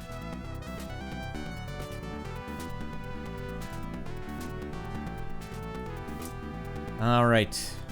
I guess I will end it with Rise of the Robots. More of the music stuff, though, not the gameplay. Yeah, I would love to do more music stuff. It's so much harder to do music stuff. It's so much easier to just stream something because you don't have to edit it or do anything like that. Like, you have to work behind the scenes to make it a high-tech stream. As seen there. But once you get those things in place, it's a lot easier to just kind of roll with it. But when you're editing, oh my god, it takes so long. Yeah. And then I get more viewers out of a stream than I get out of a edited video, which is why it's like, well, where's my give and take here? So I do a lot more streaming now. But I did do, check my stream out, Merry Synthmiths. I did a stream on Christmas Eve, like a 3-hour stream where I just played a bunch of synthesizers, and I could easily do more live stuff like that. But where's the audience? I don't know. I don't know why people follow my channel. How they find me? That look. Doing it live. All right, we're gonna finish it off with Rise of the Robots on 3DO. I always get to the. I never even come close to finishing the magazine before my 3 hours is up. All right, there's the magazine. Rise of the Robots gets a 1 in control and a 1.5 in fun factor. I have to know. I have to know. Let's take a look. What do they have to say about it? A virus plaguing futuristic robots makes them believe they should destroy the human race. As the heroic cyborg, you must defeat enemy robots in one-on-one battles to save mankind. Well, what do they say about it? You'd have more fun if you bought 2 electric can openers and smashed them together until only one worked. Ouch. Yeah, it's a bit of a weird stream. I do it in character. It's the character. You gotta have like an on-screen personality, and it is based on my personality, but also I'm a weird guy. Well, let's wrap it up with Rise of the Robots on 3DO, possibly the game with the worst control in the history of the world. 1 in control. Damn, another little spider in here. What the hell's going on? All right, here we go. Let's display full screen. We don't need. Lower these tunes. Boom, boom, boom, boom. Gameplay. Here we go. Let's rock today. No audio, very strange. What in the hell are we doing? Oh, that's right, there was like a ripped off Brian May. They used a Queen guitar riff in this. No, I don't need that. I'm gonna get a copyright strike. No. I would love to play you these cutscenes, but I'm gonna get taken off YouTube. Ugh, this is already like... Button press now. That's not ideal. That is pretty awful. 1 in control awful? Well, let's see if they can redeem this sinking ship. Good night, Michael. Thanks for stopping by.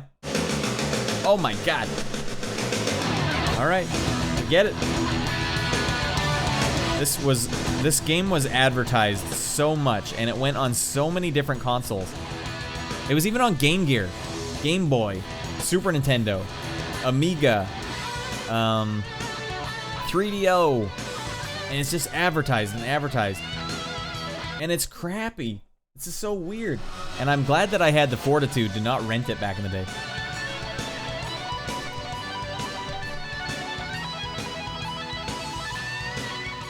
Alright. Sick cutscene, man. Are you guys pumped? Are you officially sufficiently pumped?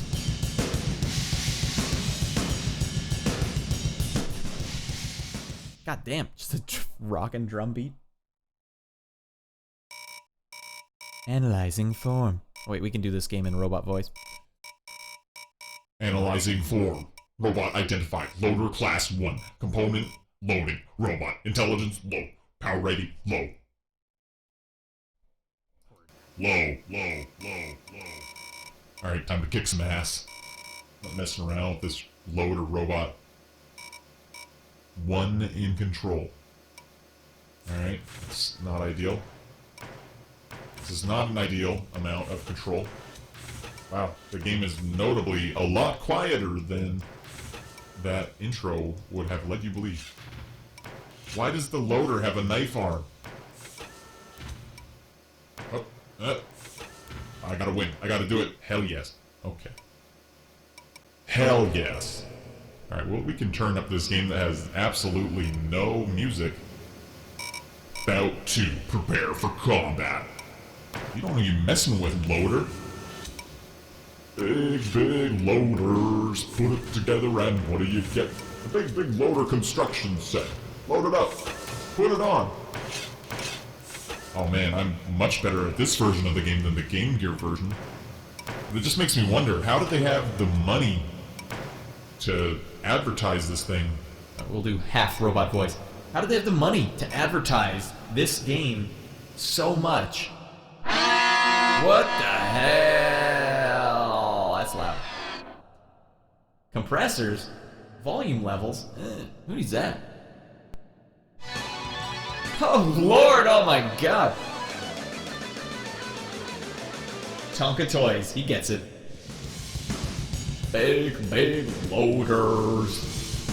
Alright, why would you build a robot that looks like a gorilla? Why not?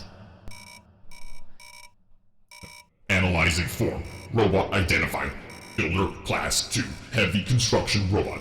Intelligence low. Power rating high. Combat abilities average. Strengths. Damn it, I missed it. Alright, let's kick some A here. I'm not messing around with you, Prime 8. Alright, we can turn this up. Whoa, look at the shadow, or the reflection on the ground. I'm sure that was like a selling feature.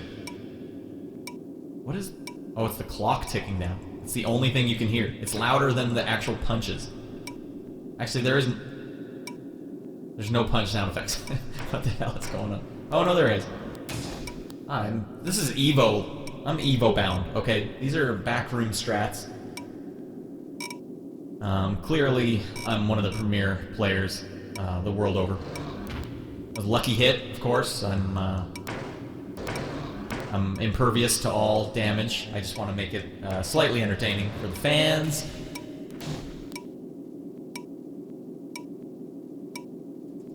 Very quiet for two robots going to war. Alright, he's ducking. It's my one weakness. Punch, punch, punch, punch, punch, punch. As far as I know, there isn't even special moves in this game. I don't even know what... Oh, lordy, he actually did some damage there. Yeah, you don't know who you're messing with. This is Evo level maneuver here. The AI is just through the roof. Oh my lord, he waited me out. Oh, no, I thought I was dead. Okay. Alright, let's get real. Alone in this loading dock. 60 seconds, about 3. Prepare for combat. Quit ducking my stuff, man.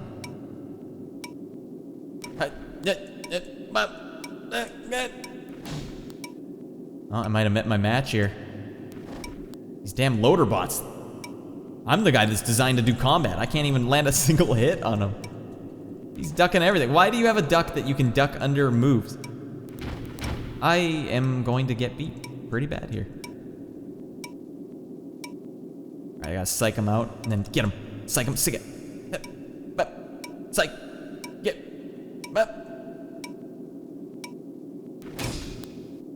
I got one. Now we're coming back in this thing. Up and as quickly as we came. Oh no! This guy is the greatest dodger ever.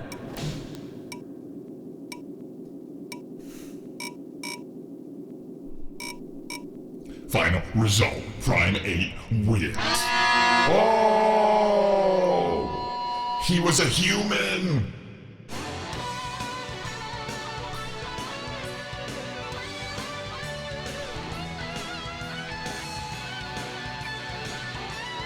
Oh lordy. Insult to injury. You lose. Oh my god, he's tearing me to pieces. Jesus Christ. I'm sorry, viewers. I didn't mean to subject you to that. Alright. Hey everyone. That is officially the last game of the stream. Transition. Hi. Thanks for sticking with me. We're gonna load it out. We're gonna... What's the good one to go out on? Faded Memories. Nope, that's too fast. How about this? Nope, that's too somber. How about this one? Oh, okay, yeah. Hi everyone. That's the stream. We did another 3 hours. Actually, it's 106. Jesus, that's longer than 3 hours. Still figuring it out as we go. I appreciate everyone in the chat helping me not be the lunatic that has to talk to himself while he's playing retro games. Of course, if you guys have anything in the, if you're watching this on YouTube, feel free to subscribe, obviously. I mean, it goes without saying, right? But you gotta say it. You got to. We'll be doing another stream next Sunday, obviously. But I would like to start playing some modern games. I might just start sprinkling those in on Twitch and then making some highlights and putting them on YouTube, you know. Keep you guys coming back. I don't know. I might have 2 projects I'm working on for audio coming up, so that's refreshing because it was dead. There's freaking spiders everywhere in here. What the hell's going on? It was dead. The whole pandemic, it's been dead. I haven't had any work, and that's not good. There goes my savings. Poof! That's fine. Alexi, thanks for watching, man. I appreciate you sticking through. And thanks for researching the movie, too. I hope some people actually look at that as a result, because it's cool. And it's actually short. Goes down smooth. Yeah, so I'm working on some new games. New music coming out, so that's good. And I'm going to keep trying to improve my stream. Even though this song sounds sad, it's actually more hopeful. Which is why we're going to... We don't need to be so sad. Although I'm sad I won't be able to see all of you for another week. Next time, everyone. Next stream. Next week. Sunday, 9:30 PST. Be there! Or something.